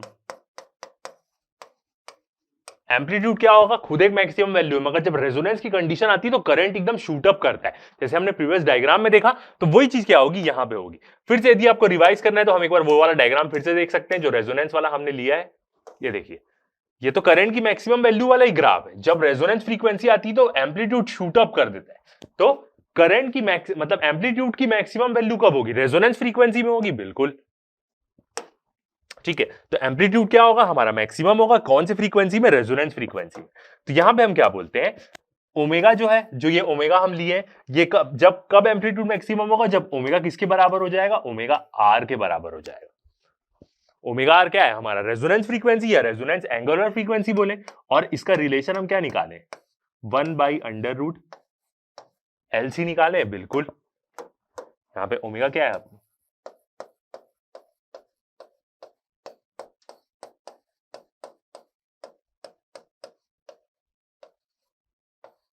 Resonance frequency है, या हम बोले रेजोनेंस एंगुलर फ्रीक्वेंसी। ठीक है, तो इस जब मतलब यहां पे जो ओमेगा है वो ओमेगा आर हो जाएगा, तो जो करंट का एम्पलीट्यूड है वो मैक्सिमम मिलेगा हमें। करंट की मैक्सिमम वैल्यू का भी क्या मिलेगा, मैक्सिमम मिलेगा। ठीक है, आगे बढ़ते हैं। तो जो मैक्सिमम वैल्यू है करंट की वो क्या हो जाएगी, देखते हैं हम रिलेशन।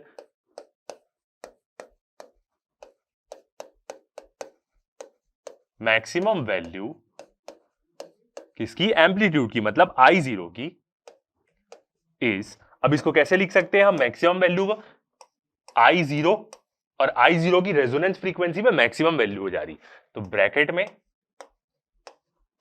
मैक्स, ठीक है। और ये कब हो रहा है? रेजोनेंस फ्रीक्वेंसी में हो रहा है। और इसका रिलेशन क्या आएगा हमारा? E0/R। अब यहां पे क्या हो जाएगा? इंपीडेंस नहीं आएगा, अब यहां पे रेजिस्टेंस आएगा। क्यों ऐसा होगा? क्योंकि हम ऑलरेडी जानते हैं जब सर्किट रेजोनेंस हो जाएगा तो जो XL है वो किसके बराबर हो जाएगा? XC के बराबर हो जाएगा। बिल्कुल यही चीज तो होगी, इसलिए क्या हो जाएगा? इंपीडेंस Z के बराबर हो जाएगा। इसका मतलब हम देयरफॉर क्या बोल सकते हैं? जो इंपीडेंस है वो किसके बराबर हो जाएगा? रेजिस्टेंस के बराबर हो जाएगा। बिल्कुल ये चीज हम जानते हैं, यही चीज तो होगी रेजोनेंस में, ठीक। अब देखते हैं स्टेटमेंट।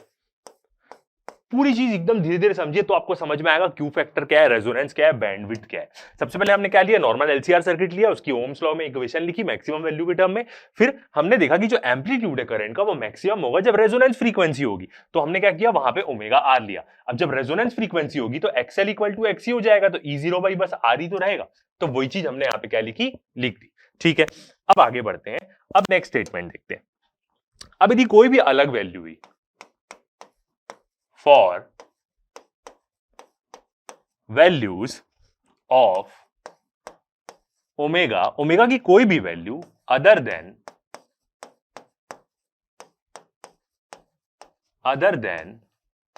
ओमेगा आर, यदि हम ओमेगा की कोई भी वैल्यू ले लेते other than omega are, omega R का मतलब क्या है? यहां पे रेजोनेंस फ्रीक्वेंसी, कोई भी एंगुलर फ्रीक्वेंसी की वैल्यू लें और रेजोनेंस फ्रीक्वेंसी ना ले तो ऑब्वियस सी बात है करंट की जो वैल्यू है वो क्या आएगी? कम आएगी। द एम्पलीट्यूड, एम्पलीट्यूड मतलब क्या? I0 की value, the amplitude of current is less than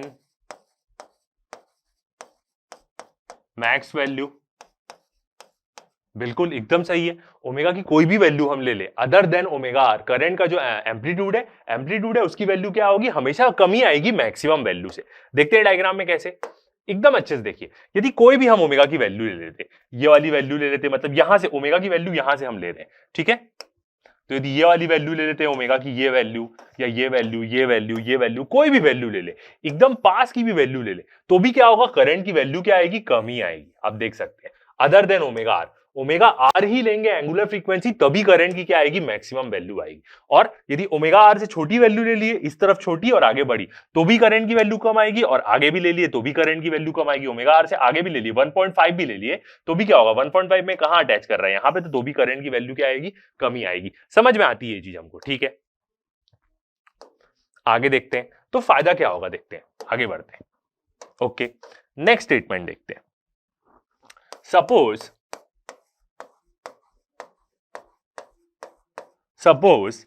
we choose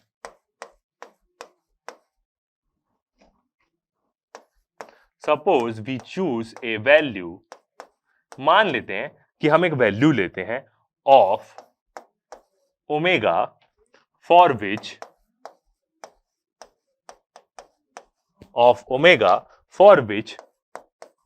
the current amplitude का मतलब क्या हो रहा है? I0 is 1/√2 times its maximum value.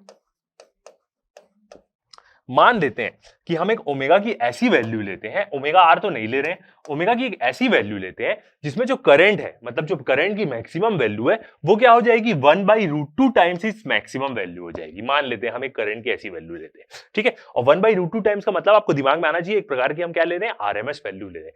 तो इसका फायदा क्या होगा? इसका फायदा ये होगा कि जब ओमेगा आर में जो हमने करंट लिया था वो बहुत ज्यादा था, तो पावर डिसिपेशन ज्यादा हो जाएगी, I²R, हीट डिसिपेशन के हिसाब से देखें तो। और यदि हम कोई ऐसी वैल्यू लेते हैं जिसमें 1/2, मतलब करंट की यदि हम ऐसी फ्रीक्वेंसी सेट करें जिसमें 1/2 उसकी वैल्यू रहे, तो क्या हो जाएगी? पावर डिसिपेशन कम हो जाएगी। देखते हैं कैसे, क्या फायदा क्या है इसका होगा। एट दिस वैल्यू, एट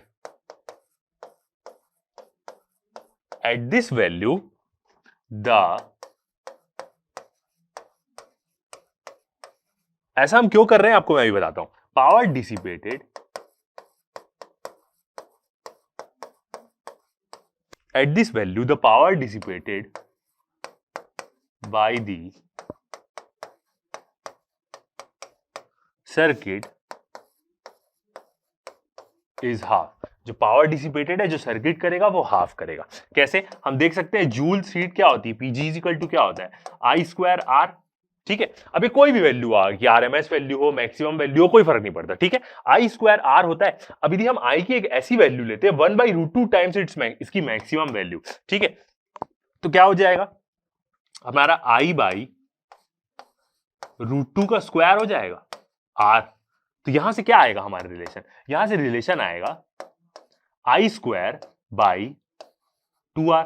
तो अब देख सकते हैं जो पावर डिसिपेट हो रही है वो क्या हो जा रही है, आधी हो जा रही है। ठीक है, अब ऐसा हम क्यों कर रहे हैं? एक तो पहला चीज समझ में आया कि पावर डिसिपेशन कम हो रहा है। दूसरा चीज, फिर से यहां पे डायग्राम में देखते हैं। अब ये डायग्राम में हमें सर्किट सिलेक्ट करना है। मान के चलते हैं हम एक स्टेशन को सेट करके रखे हुए हैं। ठीक है, एक स्टेशन की फ्रीक्वेंसी सेट करके रखे हुए हैं। यदि यहां पे सेट करके रखे हुए हैं, जैसे ही हमारा रेजोनेंस हुआ सर्किट, तो उसका करंट मैक्सिमम हो जाएगा, वो स्टेशन रेडियो स्टेशन चलने लग जाएगा। ठीक है, मगर यहां पे क्या है, करंट की बहुत ज्यादा वैल्यू है, तो इसके कारण क्या होगा, पावर डिसिपेशन बहुत ज्यादा होगा सर्किट में, पावर लॉस ज्यादा होगा। तो हम क्या करते हैं, उस स्टेशन को यहां कहीं सिलेक्ट कर देते हैं। ऑब्वियस ही बात है, करंट तो मैक्सिमम आ रहा है, हम स्टेशन को कहीं भी सिलेक्ट कर सकते हैं कि यहां पे वैल्यू आई, मतलब इतनी ओमेगा की वैल्यू आई, तो क्या हो जाएगा, वो स्टेशन सिलेक्ट हो जाएगा। बट इसका फायदा क्या होगा, ये वाली वैल्यू क्या है, मतलब मान लेते हैं 0.707, यही तो आरएमएस वैल्यू रहती है। तो इससे क्या होगा, पावर लॉस हाफ हो जाएगी सर्किट में। यदि हमारा स्टेशन हम यहां पे ना सिलेक्ट करके यहां पे कर दिए, तो पावर लॉस क्या हो जाएगी, आधी हो जाएगी। रेजोनेंस कंडीशन के आसपास पूरा हमारा काम बनेगा ही बनेगा, क्योंकि करंट तो मैक्सिमम हो ही रहा है। ये वैल्यू मतलब नॉर्मल वैल्यू से तो ज्यादा ही करंट रहेगा यहाँ पे रेंज में। तो हम क्या करते हैं, ये वैल्यू ना लेके ये वैल्यू ले लेते हैं, ताकि पावर लॉस कम हो कोई भी। और इसके अलावा तो कोई भी वैल्यू लेंगे तो हम क्या होगा, पावर लॉस हमारा कम ही होगा, मगर करंट कम होगा। ठीक है, तो यही चीज क्या करी हमने यहाँ पे करी। अभी तक शायद आपको सारी चीजें समझ में आई होगी। ओमेगा की ऐसी एक वैल्यू ले लें जिसमें करंट की वैल्यू क्या होगी, 1/√2 टाइम्स हो जाएगी। और 0.707 इसलिए मैंने उसको एकदम सही जगह में प्लॉट किया था। तो पावर लॉस क्या हो जाएगा, हमारा आधा हो जाएगा। ठीक है, अब फिर से हम देखते हैं। तो अब क्या होगी, एक और चीज ये भी है कि जब हम ऐसी एक आई मतलब करंट की 1/√2 टाइम्स मैक्सिमम वैल्यू ले रहे हैं, तो वो एक जगह में नहीं आएगी, दो जगह में आएगी। फिर से देखते हैं, जो हमने 1/√2 टाइम्स वैल्यू ली, ठीक है, मतलब वो कहीं यहां पे आएगी, मान लेते ये 0.070 जो वो रहती है। ठीक है, अब यहां पे भी एक वैल्यू रहेगी और यहां पे भी एक वैल्यू रहेगी ना भाई, रेजोनेंस के दोनों तरफ रहेगी। तो यही क्या हो जाएगा बताओ, यही डिस्टेंस हमारा ना बैंडविड्थ हो जाएगा। इस बीच में हम सर्किट को सेट किया, हमारा चैनल क्या हो जाएगा, चलने लग जाएगा। तो जो हमने 1/√2 टाइम्स वैल्यू ली है, वो एक जगह थोड़ी ना आएगी, दो जगह आएगी, मतलब 2 ओमेगा में आएगी वो, ऐसे करके देख सकते हैं आप। ठीक है, अब यही चीज हम देखेंगे यहां पे। ओके, आगे बढ़ते हैं। फिर से स्टेटमेंट, ये स्टेटमेंट इसलिए जरूरी क्योंकि आपको अच्छे समझ में आएगा। फ्रॉम द कर्व, जो भी हमने कर्व देखा,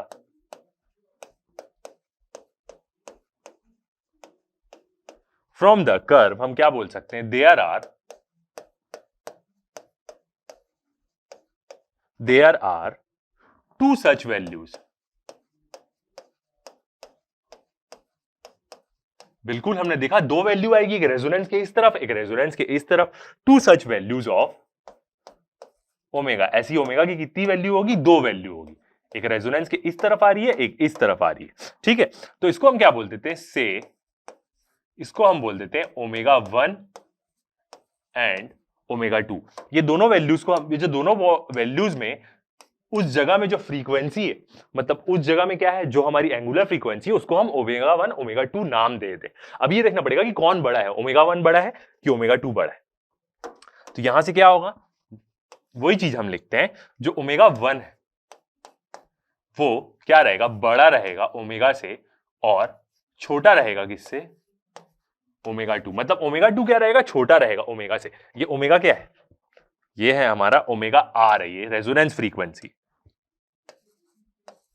ओमेगा आर। ये क्या है, ग्रेटर है, और ये स्मॉलर है ओमेगा आर से। ये कौन सी value? Smaller value. Resonance frequency से ओमेगा 1 की वैल्यू बड़ी है और ओमेगा 2 की वैल्यू क्या है? छोटी है, क्योंकि दोनों तरफ आ रहा है। अब देखते हैं डायग्राम में, डायग्राम में कैसे दिखेगा ये चीज, देखते हैं। बिल्कुल, ये सारी चीजें हम कंप्लीट कर लिए। क्वेश्चन था हमारा लास्ट, ये देखिए, वही जो दो वैल्यू है,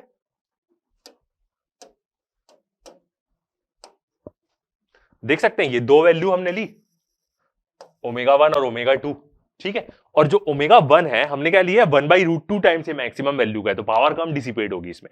ओमेगा 1 क्या है? ओमेगा आर से बड़ा है। तो अब देख सकते हैं ओमेगा आर यहां पे आ रहा है और ओमेगा 1 थोड़ा आगे आ रहा है, तो ये 1.2 कुछ होगा। तो ओमेगा 1 की वैल्यू ओमेगा आर से बड़ी है और ओमेगा 2 की वैल्यू क्या है? ओमेगा आर से छोटी है, मतलब रेजोनेंस फ्रीक्वेंसी से छोटी है। तो ये जो डिस्टेंस है, अब ये डिस्टेंस को हम नाम देंगे 2 डेल ओमेगा। कैसे? ऐसा नाम हम कैसे दे रहे हैं?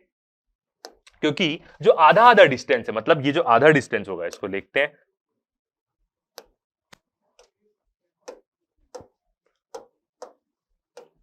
ये जो आधा डिस्टेंस है, ये डिस्टेंस का हम नाम दे दे रहे हैं डेल ओमेगा। और ये भी डिस्टेंस क्या होगा? आधा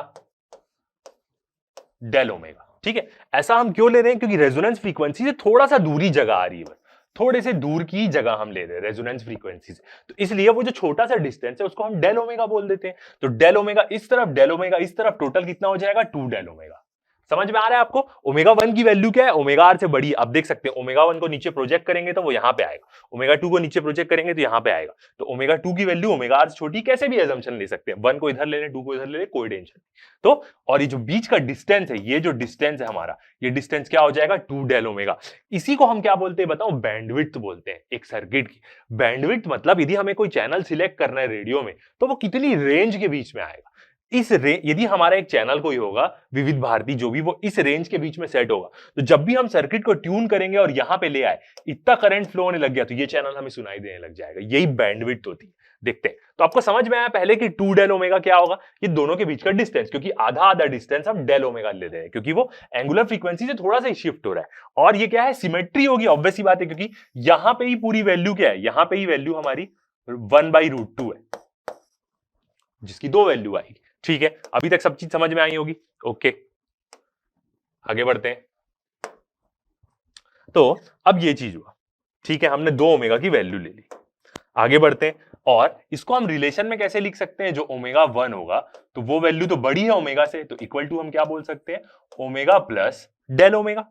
ओमेगा आर लेंगे क्योंकि रेजोनेंस फ्रीक्वेंसी के पास, omega r plus del omega बिल्कुल बोल सकते हैं। और जो हमारा ओमेगा 2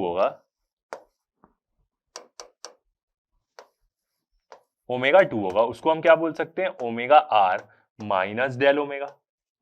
बिल्कुल ऐसा बोल सकते हैं, बिल्कुल, क्यों नहीं बोल सकते? ओमेगा 1 क्या है? डेल ओमेगा से बड़ा है, ओमेगा आर से बड़ा है ओमेगा 1, तो डेल ओमेगा प्लस कर देंगे तो ओमेगा 1 आ जाएगा। ओमेगा आर से डेल ओमेगा माइनस कर देंगे तो ओमेगा 2 आ जाएगा। ठीक है, ऐसा बिल्कुल लिख सकते हैं। अब आगे देखते हैं, अब हम देखते हैं कि क्या क्या वहां पे टर्म यूज हो रही है। The difference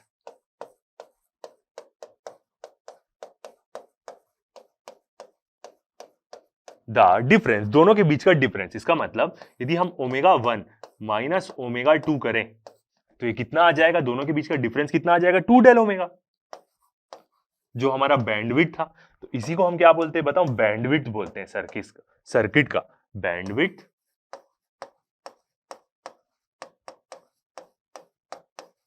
bandwidth of the circuit.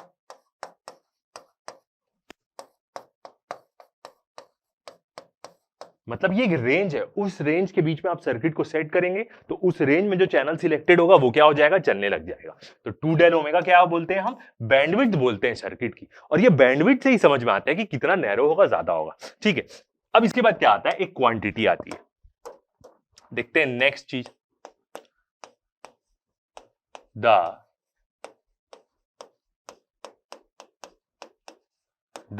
Quantity. और ये वाली क्वांटिटी कौन सी है हमारी? Omega R. यदि जो रेजोनेंस फ्रीक्वेंसी है उससे हम अपनी बैंडविड्थ डिवाइड कर दें, बैंडविड्थ क्या थी हमारी? 2 डेल ओमेगा। एक बस एक क्वांटिटी बना रहे हैं, अब ये डेरिवेशन से में नहीं है, डेरिवेशन से क्वांटिटी नहीं आई है, मगर इसको भी हम प्रूव कर सकते हैं। तो यदि ओमेगा आर जो रेजोनेंस फ्रीक्वेंसी है उससे हम 2 डेल ओमेगा को क्या कर दें?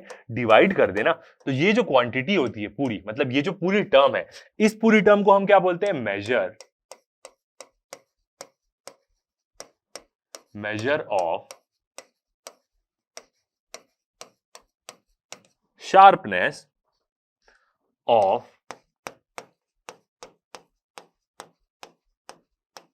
measure और शार्पनेस ऑफ द रेजोनेंस। मतलब ये क्या बताएगी कि रेजोनेंस कितना शार्प है। ठीक है, अब यदि ये वैल्यू बड़ा, यदि मान के चलते हैं ये वैल्यू बड़ी हुई, शार्पनेस ज्यादा हुई, तो 2 डेल ओमेगा की वैल्यू क्या हो जाएगी, कम हो जाएगी। पहले यहां समझते हैं, यदि शार्पनेस बहुत ज्यादा हुई सर्किट की, ठीक है, तो ये क्या है, इनवर्सली प्रोपोर्शनल है, तो 2 डेल ओमेगा की वैल्यू क्या हो जाएगी, कम हो जाएगी। मतलब वो नैरो के ऊपर जाते जाएगा, ज्यादा शार्प आएगा। अब देख सकते हैं ये वैल्यू ऐसे ऊपर जाते रहेगी, यहां पे आते रहेगी, तो इसका मतलब क्या है, सर्किट क्या होगा, ज्यादा शार्प होगा। इसको हम आगे और चीज को तो समझेंगे, इसका मतलब सर्किट शार्प होते जाएगा। इसका मतलब आप बहुत सारे चैनल सेट कर सकते हो, वैसे सट सट सट सट सट सब चैनल क्या होंगे, सिलेक्ट होंगे। और यदि शार्पनेस की वैल्यू कम हुई, इसको हम फिर एक बार तो समझेंगे ही समझेंगे। अब यदि ये शार्पनेस की वैल्यू कम हुई, ठीक है, शार्पनेस की वैल्यू कम हुई तो 2 डेल हो गया, मतलब लेस शार्प रहा सर्किट, तो 2 डेल ओमेगा की वैल्यू क्या होगी, बड़ी हो जाएगी। मतलब क्या होगा, वो नीचे आने लग जाएगा। ये जो वैल्यू है, ये वैल्यू क्या होने लग जाएगी, नीचे आने लग जाएगी। सर्किट क्या होगा, बहुत सारी वैल्यू में सिलेक्ट होने लग जाएगा। समझ में आ रहा है आपको, ठीक है, मतलब बहुत रेंज उसकी बढ़ जाएगी ना, लेस शार्प सर्किट बोलेंगे हम, मतलब लेस शार्प, ऊपर जाएगा तो मोर शार्प। ठीक है, इसको हम आगे तो देखेंगे ही देखेंगे। तो अभी आपको क्या समझना है कि जो क्वांटिटी है omega R by 2 del omega, इसी को हम क्या बोलते हैं, शार्पनेस बोलते हैं, मेजर ऑफ द शार्पनेस। और इसी को हम क्या बोलते हैं बताओ, इसी टर्म को हम बोलते हैं क्यू फैक्टर। इसी टर्म को हम बोलते हैं क्यू फैक्टर। ठीक है, आगे जाके तो हम देखेंगे कि क्यू फैक्टर क्या होता है। ठीक है, तो इसका मतलब हम यहां पे एक नोट पॉइंट दे देते हैं। मेजर ऑफ शार्पनेस का मतलब क्या होता है, मोर शार्प और मोर नैरो। कितना ज्यादा शार्प है और कितना ज्यादा नैरो है, एक प्रकार से हम ये चीज बोल सकते हैं। ठीक है, ओके, आगे बढ़ते हैं। अब बढ़ते हैं डिराइव करने के लिए। अब हमें क्या करना है, डिराइव करना है कि डेल ओमेगा की वैल्यू हम निकालेंगे कैसे, कि ये जो डेल ओमेगा है इसकी वैल्यू क्या होगी। तो नेक्स्ट हमारा टॉपिक आता है एक्सप्रेशन फॉर डेल ओमेगा। बाकी ओमेगा आर तो हमें पता है, एंगुलर फ्रीक्वेंसी, रेजोनेंस फ्रीक्वेंसी होती है, उसको तो निकालना है। डेल ओमेगा को हम कैलकुलेट कैसे कर सकते हैं, और ये बहुत इंपॉर्टेंट है। ये चीज क्या रहती है, आपके पूरे एनसीईआरटी में रहती है। ठीक है, और यहां पे बस हमें एक चीज नोट रखनी है कि जो करंट है, क्या नोट रखना है हमें, नोट जो करंट का एम्पलीट्यूड है, करंट का जो एम्पलीट्यूड है वो क्या है हमारा, यहां पे I0 है। ठीक है, और वो I0 क्या है, मैक्स वैल्यू का √2 है। मैक्स वैल्यू का √2 हम ले रहे हैं, ठीक है, क्योंकि हमने वही वाली वैल्यू यहां पे ले रही है। तो जो I0 की मैक्सिमम वैल्यू है उसका क्या है, √2 वैल्यू है, मतलब उससे √2 हम डिसाइड कर रहे हैं। ये वाला करंट हम लेके अभी बना रहे हैं, क्योंकि यही करंट हमने एज्यूम किया है 1/2 वैल्यू, जिसमें क्या होगी, पावर डिसिपेशन हाफ हो जाएगा। और ये किसके लिए है, फॉर ओमेगा 1 ओमेगा 2 दोनों के लिए, किसी को भी ले सकते हैं हम। तो हम ओमेगा 1 का जो रिलेशन है उसको लेके सॉल्व करते हैं। ये वाले रिलेशन को लेके हम डेल ओमेगा की वैल्यू निकालने की कोशिश करते हैं। 2 से भी निकालेंगे तो भी कोई टेंशन नहीं। For omega 1 equal to omega R, और क्या है, बड़ा है वो तो माइनस आएगी वैल्यू, प्लस आएगा, प्लस डेल ओमेगा, हम उसमें क्या कर रहे हैं, जोड़ दे रहे हैं। तो बस ये 2 चीज याद रखनी है, मतलब ये 2 चीज लेके हम इस डेरिवेशन को सॉल्व करेंगे। जो I0 है वो क्या है, हमारे मैक्स वैल्यू की √2 वैल्यू है। ठीक है, तो अब देखते हैं जब ओमेगा 1 फ्रीक्वेंसी में, मतलब उस जगह में अब हम बात करेंगे, कहां पे, ये जगह में अब हम कैलकुलेट कर रहे हैं, क्योंकि हमने क्या करना है, डेल ओमेगा की वैल्यू कैलकुलेट करना है। तो हम इस जगह पे क्या कर रहे हैं, एनालिसिस कर रहे हैं और डेल ओमेगा निकाल रहे हैं। तो ओमेगा 1 यदि फ्रीक्वेंसी पे हम बात करें तो यहां पे रेजोनेंस नहीं है, रेजोनेंस कहां पे, यहां पे। ओके, और वहां की फ्रीक्वेंसी क्या है, ओमेगा 1 है, उसी को तो हम नोट कर रहे हैं। ठीक है, तो हम देखते हैं फॉर ओमेगा 1, या सही तरीके से बोला जाए तो बोल सकते हैं हम एट ओमेगा 1, ओमेगा 1 में, एट ओमेगा 1, जब ओमेगा 1 की कंडीशन होगी तो यहां पे जो करंट की मैक्सिमम वैल्यू है I0 को हम क्या लिख सकते हैं, या ओमेगा 1 पे ही हम उसकी वैल्यू निकालेंगे, ठीक है। तो अभी हम क्या कर रहे हैं, पहले हम नॉर्मल करंट की मैक्सिमम वैल्यू लिख रहे हैं। जो रिलेशन हमने क्या किया है, सबसे पहले लिखा है, मतलब यही वाला रिलेशन अभी हम लिखेंगे पहले। उसके बाद अभी करंट का नॉर्मल रिलेशन हम लिख रहे हैं, और यहां पे क्या होगा, जो ओमेगा है वो क्या हो जाएगा, बस ओमेगा 1 हो जाएगा, ठीक है। आगे देखते हैं। तो I0 का हमारा एक्सप्रेशन क्या है, I0 E0 आर स्क्वायर, ये क्या रहेगा, पूरा अंडर रूट में रहेगा, प्लस ब्रैकेट के अंदर ओमेगा 1 L, बिल्कुल यही चीज तो रहेगा। और ओमेगा 1 में तो हमारा रेजोनेंस नहीं हो रहा है, बिल्कुल omega 1 L minus 1 by omega 1 C का होल स्क्वायर, यही रहेगा एक्सप्रेशन, क्योंकि ओमेगा 1 में रेजोनेंस नहीं है, ओमेगा R में क्या है, हमारा रेजोनेंस। ओके, ये चीज हो गई। अब एक और चीज हम देख सकते हैं कि जो I0 है वो क्या हो जाएगा, हमारा मैक्स वैल्यू पे है, ओमेगा 1 पे तो नहीं है, ठीक है। और I0 की जो वैल्यू है वो क्या है, मैक्सिमम वैल्यू का √2 वैल्यू है। I0 की तो यही वैल्यू है जो हम ओमेगा 1 में ले रहे हैं। तो यहां से हम क्या बोल सकते हैं, I0 मैक्स बाई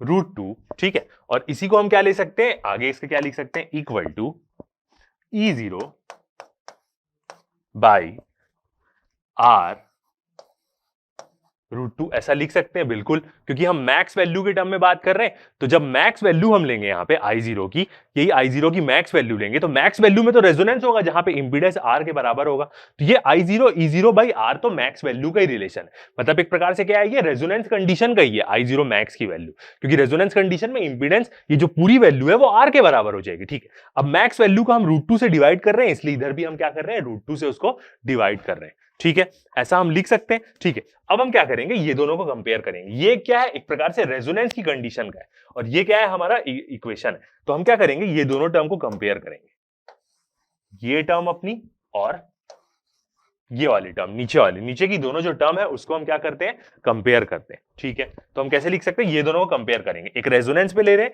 एक ओमेगा 1 पे ले रहे हैं, ठीक है। तो क्या हो जाएगा, हमारा under root R square plus omega 1 वाली 1 पे ले रहे हैं हम, माइनस 1 बाई ओमेगा 1 C का होल स्क्वायर, यही है। और इक्वल टू क्या होगा, यहाँ पे इक्वल टू हमारा होगा R√2, R√2। यही दोनों टर्म को हम क्या कर रहे हैं, अभी ये दोनों की नीचे वाली जो टर्म है इसी को हम क्या कर रहे हैं, कंपेयर कर रहे हैं, ठीक है। R√2 हो गया। आगे बढ़ते हैं। अब हम क्या कर सकते हैं, यहां पे ये जो रूट है उसको इधर दे देते, तो ये वैल्यू क्या हो जाएगी, स्क्वायर में हो जाएगी। तो नेक्स्ट स्टेप हमारा क्या आ जाएगा, ये स्क्वायर से हट जाएगा, तो यहां पे हो जाएगा R square plus omega 1 L minus 1 by omega 1 C का होल स्क्वायर इक्वल टू, यहां पे रूट आ जाएगा तो 2R स्क्वायर, इसको हम लिख सकते हैं, √2 का स्क्वायर हुआ तो 2 हो जाएगा, और 2R स्क्वायर, ये रूट को हमने क्या कर दिया है, इधर दे दिया है, ठीक है। आगे बढ़ते हैं। अब क्या करते हैं, ये जो R है ये R को भी इधर ले जाते हैं, R स्क्वायर को भी इधर ले जाते हैं। तो यहां पे क्या वैल्यू बचेगी, omega 1 L minus 1 by omega 1 C का whole square equal to 2R square, ये R स्क्वायर को इधर ले गए हम, माइनस R स्क्वायर। तो 2R square minus R square करेंगे तो सिर्फ कितना आएगा, R स्क्वायर ही आएगा, ठीक है। ये वाला 3 चीज हो गया, ओके। अब क्या करते हैं, दोनों तरफ हम क्या ले लेते हैं, स्क्वायर रूट ले लेते हैं। अभी हमारी इक्वेशन क्या है, ये भी स्क्वायर में और ये भी स्क्वायर में, दोनों तरफ हम स्क्वायर रूट ले सकते हैं। शॉर्ट फॉर्म में लिखता हूं मैं SQ square root on both side, दोनों साइड में हम स्क्वायर रूट ले लेते। तो क्या हमारा एक्सप्रेशन बनेगा, omega 1 L minus 1 by omega 1 C equal to यहां पे भी स्क्वायर रूट ले लिए तो इक्वल टू R। ये बनेगा हमारा रिलेशन, ओके, बिल्कुल ठीक। अब हम क्या करते हैं, यहां पे ये जो ओमेगा 1 है इसकी वैल्यू पुट कर देते हैं। ओमेगा 1 की हम क्या करेंगे, वैल्यू पुट कर देंगे यहाँ पे। और ओमेगा 1 की वैल्यू क्या है हमारी, जो हमने ली है, ये देखिए omega R plus del omega, तो ये ओमेगा 1 की वैल्यू यहाँ पे पुट कर देते हैं, ठीक है। तो इसको क्या करते हैं, अगले पेज बनाते हैं ताकि क्या हो और अच्छे से हम बड़ा बड़ा लिख सके, ठीक है। तो ओमेगा 1 L माइनस 1/ω1 CR, ये हमारी अभी इक्वेशन है। तो ω1 की वैल्यू पुट करते हैं,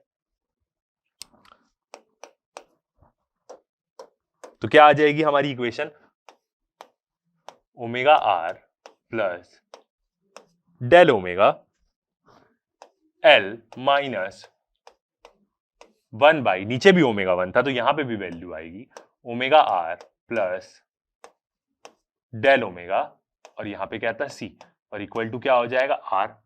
बिल्कुल ये आएगी इक्वेशन, बीच में माइनस साइन है, एकदम वो चीज लेके चलनी, क्योंकि जब मैं खुद अब अकेले में सॉल्व कर रहा था तो यहाँ पे प्लस ले लिया था, तो ऐसा आप नहीं करेंगे। ऐसा हमने क्यों किया है, क्योंकि हम जानते हैं ω1 की वैल्यू क्या है, ω_r प्लस डेल ओमेगा। ठीक है, आगे बढ़ते हैं। अब हमने क्या किया, ये चीज पुट कर दी। ओके, अब यहां से हम क्या करते हैं, ये जो डेल ओमेगा की वैल्यू है उसको हम क्या ले लेते हैं, ω_r। ये जो ω_r की वैल्यू है इसको हम क्या करते हैं, कॉमन निकाल लेते हैं। ω_r की वैल्यू को हम क्या करेंगे, कॉमन निकाल लेंगे दोनों से। ठीक है, तो कॉमन निकालेंगे तो क्या हो जाएगा, ये L तो बाहर है ही, तो यहां पे हो जाएगा L ω_r L, इसको कॉमन निकाल लिए। ठीक है, ब्रैकेट के अंदर क्या बचा, और अच्छे से समझ में आएगा, चेंज करते हैं कलर। ω_r कॉमन निकाल लिए, बाहर ω_l r आ गया, ब्रैकेट के अंदर क्या बचा यहाँ पे 1 प्लस, अब डेल ओमेगा के पास तो ω_r नहीं था, तो डेल ओमेगा बाई क्या आ जाएगा, ω_r, ये वाली टर्म आई यहाँ पे। ठीक है, माइनस, अब क्या किया, यहां से भी हमने ω_r निकाला, तो 1/, ω_r कॉमन निकाल लिया, बाहर में C है तो ω_r C, ब्रैकेट के अंदर क्या बचेगा 1 plus del omega by ω_r, क्योंकि इस डेल ओमेगा के पास ω_r नहीं था तो वो क्या हो जाएगा, उससे डिवाइड में हो जाएगा, इक्वल टू R। यही एक्सप्रेशन रहेगा, साइन देख लेते हैं, हाँ माइनस और यहाँ पे पॉजिटिव साइन, एकदम सही चल रहा है। ओके, अब जब हमने कॉमन ले लिया है तो ये वाली क्या है, फर्स्ट टर्म है, ये वाली क्या है, एक प्रकार से सेकेंड टर्म है। तो हम क्या करेंगे, XL और XC की वैल्यू डालेंगे। कैसे देखते हैं, यूजिंग, मतलब जो ओमेगा की वैल्यू है वो डालेंगे, यूजिंग, क्या हम एक्सप्रेशन यूज करते हैं, ओमेगा रेजोनेंस फ्रीक्वेंसी का स्क्वायर का रिलेशन क्या होगा, 1/LC तो होगा, बिल्कुल यही वाला होगा। तो using ω_r equal to 1/LC in the second term में हम यूज करेंगे on the left hand side, इस तरफ में क्या करेंगे, हम ω_r की वैल्यू यूज करेंगे। तो इसका मतलब ओमेगा स्क्वायर की वैल्यू यूज करेंगे, तो इसका मतलब क्या होगा, ये जो ओमेगा स्क्वायर है और इक्वल टू 1/LC, तो इसको हम कैसे लिख सकते हैं, ω_r इंटू ω_r लिख सकते हैं, क्योंकि वो क्या है, एक प्रकार का स्क्वायर है, बिल्कुल ओके, और इक्वल टू 1/LC ऐसा लिख सकते हैं। ठीक है, अब हमें 1/ω_RC की वैल्यू चाहिए, तो L को इधर ले लेते, तो ω_r L इक्वल टू क्या हो जाएगा, 1/ω_RC कर सकते हैं, एक ओमेगा इधर ले लिए, एक R इधर ले लिए, ऐसा कर सकते हैं, बिल्कुल। तो यहां से क्या हो जाएगा, 1/ω_RC की वैल्यू पूरी एक बार में ω_r L आ जाएगी, जो क्या है इस तरफ। ठीक है, तो इसी को हम क्या करते हैं, ये जो वैल्यू है यहां पे 1/ω_RC में पुट करते हैं। ठीक है, तो इस वैल्यू को पुट करते हैं, तो अब हमारी इक्वेशन क्या बन जाएगी, ω_r L, और ब्रैकेट में यहां पे तो था ही 1 plus del omega by ω_r, और माइनस, अब 1/ω_C की वैल्यू क्या पुट कर देंगे हम, ω_r L, और नीचे में जो ब्रैकेट वाली टर्म है 1 plus del omega by ω_r, ये टर्म तो रहेगी इक्वल टू R, ये वाली टर्म रहेगी। ठीक है, अब क्या करते हैं, ये जो वैल्यू पूरी नीचे है इसको हम ऊपर ले जाते हैं, तो वो क्या हो जाएगी, इनवर्स हो जाएगी। ठीक है, तो नेक्स्ट हमारा रिलेशन क्या आ जाएगा, ω_r L 1 plus del omega by ω_r minus ω_r L, ये तो दोनों के पास है ही, और ये वैल्यू को हमने क्या किया, पूरा ऊपर लेके चले गए, तो ये इनटू में हो जाएगा कितना, 1 plus del omega by ω_r की पावर -1 इक्वल टू R। बस हमने क्या किया, उसको उल्टा करके लिख दिया। इक्वल टू आर, ठीक है, -1 हो जाएगी। अब यहां पे क्या करेंगे, हम एक चीज एज्यूम करेंगे। क्या एज्यूम करेंगे कि जो ये वैल्यू है 1 plus del omega by omega R, और इस पूरे की वैल्यू जो क्या है -1 है, पूरे की वैल्यू -1 है, ये क्या होगा, लगभग सिमिलर होगा। और यहां पे क्या करेंगे, साइन चेंज करेंगे, लगभग सिमिलर होगा ये किसके, 1 minus del omega by omega R. लगभग हम ऐसी ही वैल्यू पुट कर देंगे ताकि वो इसके साथ इक्वेट हो और नेगेटिव साइन रहे। क्या चेंजेस है यहाँ पे प्लस था, यहाँ पे हमने माइनस ले लिया, और ये -1 था, ये -1 को हम नेग्लेक्ट कर दे रहे हैं। ऐसा हम क्यों कर सकते हैं, ऐसा हम सिर्फ इसलिए कर रहे हैं ताकि इक्वेशन सिंप्लीफाई हो। डेल ओमेगा बाई जो ओमेगा आ रहा है उसकी वैल्यू क्या है, बहुत छोटी है 1 से, इसलिए हम क्या कर रहे हैं, ऐसा एजम्पशन ले रहे हैं ताकि क्या हो, ये चीज कैंसिल आउट हो। तो क्या चेंज किए, जो प्लस था उसको माइनस ले लिया और इनवर्स को हटा दिए। ऐसा हम इसलिए कर रहे हैं क्योंकि del omega by omega R की वैल्यू क्या है, 1 से बहुत छोटी है, इसीलिए हम ऐसा कर पा रहे हैं, ठीक है। तो फिर इक्वेशन क्या बनेगी, इसका इनवर्स हट गया और यहां पे प्लस के बदले क्या आ गया, माइनस साइन आ गया। तो हमारी इक्वेशन बन जाएगी हमारी ओमेगा आर एल, ये वाली टर्म है पूरी, 1 plus del omega by omega R. ये पूरा डेरिवेशन क्या है, आपके एनसीईआरटी में है, सेम ऐसी, ठीक है। तो इसलिए मैं आपको एकदम अच्छे से समझा रहा हूं ताकि आपको कोई टेंशन ना हो। ओमेगा आर एल, और यहां पे क्या हो गया, ये चेंज हो गया, 1 माइनस ले लिए del omega by omega R equal to R. अब ये इक्वेशन बनी हमारी, ठीक है। ओमेगा आर और ओमेगा आर दोनों है, बीच में माइनस साइन है, याद रखिएगा। तो ये इसको कॉमन निकाल लेंगे और ये आपस में क्या हो जाएगा, कैंसल आउट हो जाएगा। तो इसको हम क्या करते हैं, और रिजॉल्व करते हैं। तो नेक्स्ट हमारी इक्वेशन क्या होगी, अब हमारी इक्वेशन क्या होगी, थोड़ी सी छोटी होगी। ओमेगा आर एल ब्रैकेट में इधर क्या था, प्लस था, 1 plus del omega by omega r, बीच में क्या है, माइनस साइन, बीच में है माइनस साइन, तो 1 क्या हो जाएगा, माइनस, और ये सेकंड वाली टर्म क्या हो जाएगी, प्लस। तो -1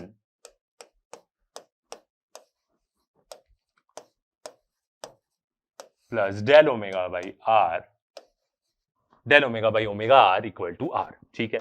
अब यहां से दिख रहा है हमें कि ये 1 कट जाएगा, +1 कटा और -1 कटा, तो ये कितना हो जाएगा, 2 डेल ओमेगा।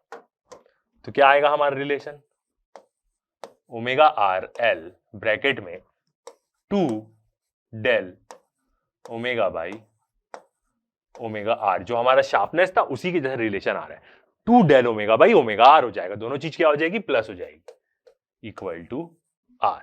तो ये आ गया अभी तक हमारा रिलेशन, ठीक है। अब यदि हम यहां से देखें एक चीज, ये इक्वेशन को हम क्या करेंगे, फुल यूज तो करेंगे ही करेंगे। अब यदि हम यहां से देखें तो आप देख सकते हैं कि ओमेगा आर और ये ओमेगा आर क्या हो जा रहा है, आपस में कैंसल आउट हो जा रहा है, नीचे नीचे में। और तो इस इक्वेशन को हम एक और तरीके से कैसे बना सकते हैं, ओमेगा आर क्या हो गया, कैंसल आउट हो गया, ठीक है। यहां पे हल्का सा कैंसल का साइन बनाते हैं, ये दोनों कैंसल आउट हो गया, और डेल बाई सिर्फ क्या बचा, 2 डेल ओमेगा बाई आर बचा। तो यदि हम यहां से डेल ओमेगा की वैल्यू देखें तो डेल ओमेगा की वैल्यू क्या हो जाएगी, आर बाई 12। यही चीज के लिए तो हम डिराइव कर रहे थे कि डेल ओमेगा की वैल्यू कितनी होगी।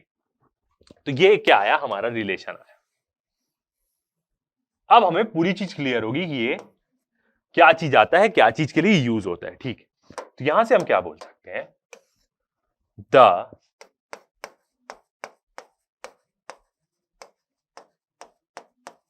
sharpness of resonance, the sharpness of resonance, कौन सी इक्वेशन हम यूज करेंगे, ये वाली इक्वेशन को हम क्या कर रहे हैं, यूज कर रहे हैं, शार्पनेस ऑफ रेजोनेंस। तो क्या हो जाएगा, ये 2 डेल ओमेगा, और एक ओमेगा जो आ रहा है इसको यहीं रखेंगे, तो क्या हो जाएगा, 2 del omega by omega R, अभी हम निकाल रहे हैं, ठीक है। ये equation equal to R by ये जो ओमेगा आर एल है, इसको हम क्या देते हैं, पूरा इधर दे देते, बिल्कुल, ओमेगा आर एल। एक तो हमने ये इक्वेशन बना ली, अब फिर इसको यूज करके हम क्या कर रहे हैं, यहां पे यूज कर रहे हैं। अब इसको हम क्या कर देते हैं, इनवर्स कर देते हैं, ऐसा उल्टा कर देते हैं, ठीक है। तो उल्टा करेंगे तो एकदम हमारी वही परफेक्ट इक्वेशन आ जाएगी, omega R by two del omega. यही अभी हमने स्टार्टिंग में देखा था कि ये omega R by two del omega ये क्या होती है, हमारी शार्पनेस की वैल्यू होती है। ठीक है, द क्वांटिटी जो हमने लिखा था, और ये भी क्या हो जाएगा, उल्टा हो जाएगा, omega R L by R. मैं आपको एक बार पूरा समरी भी बताऊंगा ताकि आपको एकदम अच्छे से समझ में आए।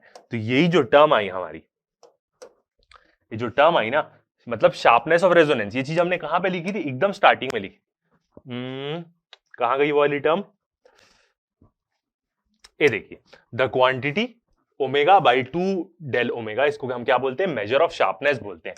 और इसी का हमने क्या किया, रिलेशन लिखा। अब उस बुक से देखेंगे, कोई बाकी बुक से, तो वो आपको सिर्फ रिलेशन दिख देगा और बताएगा नहीं कि वो कैसे प्रूफ हो रहा है। तो ये जो आया, अब यही जो क्वांटिटी है, इसी क्वांटिटी को हम क्या बोलते हैं, शार्पनेस ऑफ रेजोनेंस, और इसी को हम बोलते हैं क्वालिटी फैक्टर, या बोला जाए तो क्यू फैक्टर। पहले आप ये समझिए कि वो है क्या term, Q factor.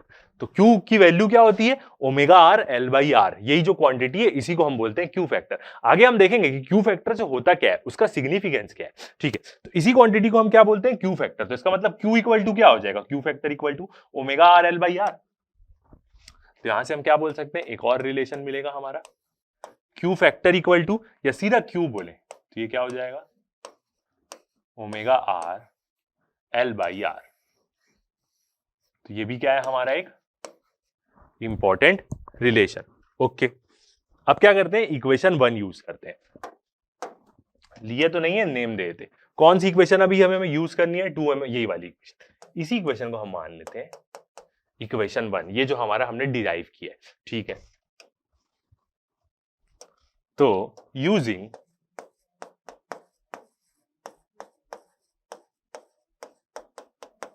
Equation 1, first equation को हम यूज करें तो वहां से क्या आ जाएगा, अब जो क्यू फैक्टर की वैल्यू है वो क्या है, omega R L by R, और जो हमारी इक्वेशन 1 है वहां पे क्यू उल्टा है। ये देखिए, R by omega L by R है, तो यहां पे क्या हो जाएगा, 1 बाई क्यू आएगा, 2 डेल ओमेगा बाई आर, ये वाली वैल्यू क्या आ जाएगी, 1 बाई क्यू आएगी। तो क्या हो जाएगा, 2 del omega by omega R equal to 1 by Q, ये चीज आई वैल्यू। ठीक है, अब यहां से हम क्या बोल सकते हैं, ऐसा क्यों आई, क्योंकि वो को दिख रहा होगा कि क्यू फैक्टर की वैल्यू क्या है, omega R L by R है, और यहां से जब हम वैल्यू निकालेंगे तो ओमेगा आर एल को हम नीचे भेज देंगे आर के, तो क्यू उल्टा आएगा, बिल्कुल। ठीक है, अब हम यहां से क्या बोल सकते हैं, तो अब हमारा जो रिलेशन है, अब इस ओमेगा आर को हम क्या दे देंगे, इधर दे देंगे, बिल्कुल। तो क्या हो जाएगा, 2 डेल ओमेगा, ओमेगा आर को इधर दे दिए तो इसको हम बोल सकते हैं ओमेगा आर बाई क्यू। यह रिलेशन आया। इसका मतलब यह है कि यदि क्यू फैक्टर की वैल्यू यदि ज्यादा रही, क्यू फैक्टर की वैल्यू ज्यादा रही, तो जो बैंडविड्थ है या शार्पनेस है, बैंडविड्थ क्या होगी, कम आएगी, मतलब वो क्या होगा, और ऊपर जाएगा। जो कर था हमारा वो क्या होगा, और ऊपर जाएगा। देखते हैं फिर से डायग्राम में, ये देखिए, यदि क्यू फैक्टर की वैल्यू कम हुई तो 2 डेल ओमेगा की वैल्यू क्या हो जाएगी, 2 डेल ओमेगा की वैल्यू कम हो जाएगी, कम हो जाएगी मतलब ये और ऊपर जाएगा ऐसे, तो वो क्या होगा, और शार्प होगा, ये क्या होगा, और शार्प होगा। ठीक है, तो यहां से हम क्या लिख सकते हैं, स्टेटमेंट फॉर्म में लिखे तो यहां से हम क्या लिख सकते हैं, larger the value of Q, Q की वैल्यू जितनी लार्जर होगी,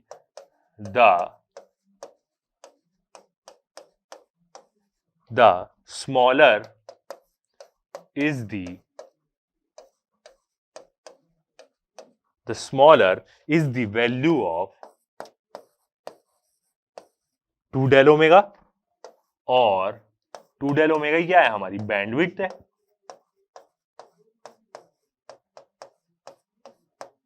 नहीं भी समझ में आ रही तो एक और मौका मिलेगा, क्योंकि मैं आपको एक बार स्लाइड से भी समझाऊंगा। Bandwidth and sharper is the resonance, जितना ज्यादा क्यू फैक्टर की वैल्यू होगी उतना कम बैंडविड्थ आएगा, उतना ज्यादा सर्किट सिलेक्टिव होगा। बहुत सारे बैंडविड्थ हमने सेट कर दी तो सर्ट से इतनी वैल्यू के बीच में एक चैनल पकड़ा जाएगा, सर्ट से इतनी वैल्यू के बीच में क्या हो जाएगा, एक चैनल हमारा सर्ट से वो उसी का करंट क्या हो जाने लग जाएगा, सर्किट में फ्लो होने लग जाएगा। ठीक है, 2 डेल ओमेगा। तो और इसी को बैंडविड्थ बोलते हैं, and sharper is the resonance.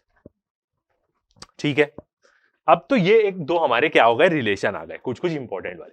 एक और देखते हैं, और एक रिलेशन देखते हैं, इसी से क्या होता है और एक रिलेशन बनता है। मैं आपको सारा रिलेशन तो एक साथ एक और जगह लिख दूंगा। ठीक है, अब कर देखते हैं हम, now using omega R square का मतलब रेजोनेंस फ्रीक्वेंसी के स्क्वायर का फॉर्मूला, ये क्या होता है 1/LC होता है, बिल्कुल रेजोनेंस फ्रीक्वेंसी। और सिंपली यदि हम बोले ओमेगा स्क्वायर हटा दे तो ओमेगा आर इक्वल टू क्या होगा, 1/√LC, यही चीज होती है। ठीक, अब यहां से देखते हैं हम क्यू का रिलेशन।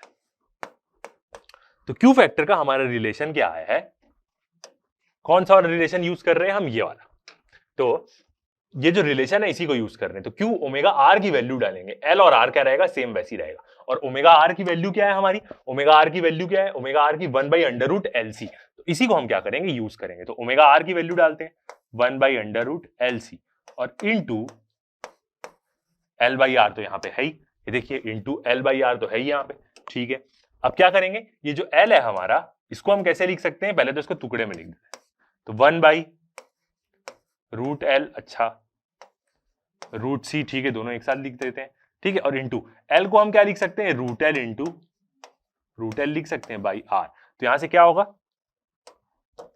ये √L और ये √L क्या हो जाएगा, कैंसल आउट हो जाएगा। तो क्या बचा यहाँ पे, क्यू फैक्टर का एक और रिलेशन क्या आया हमारा, Q इज इक्वल टू, ऊपर में सिर्फ एक √L बचा और R, तो हम बोल सकते हैं 1/R इंटू √L/C। तो एक और इस तरीके से भी हम क्या कर सकते हैं, अपना क्यू फैक्टर निकाल सकते हैं। तो ये भी रिलेशन क्या रहता है, इंपॉर्टेंट रहता है।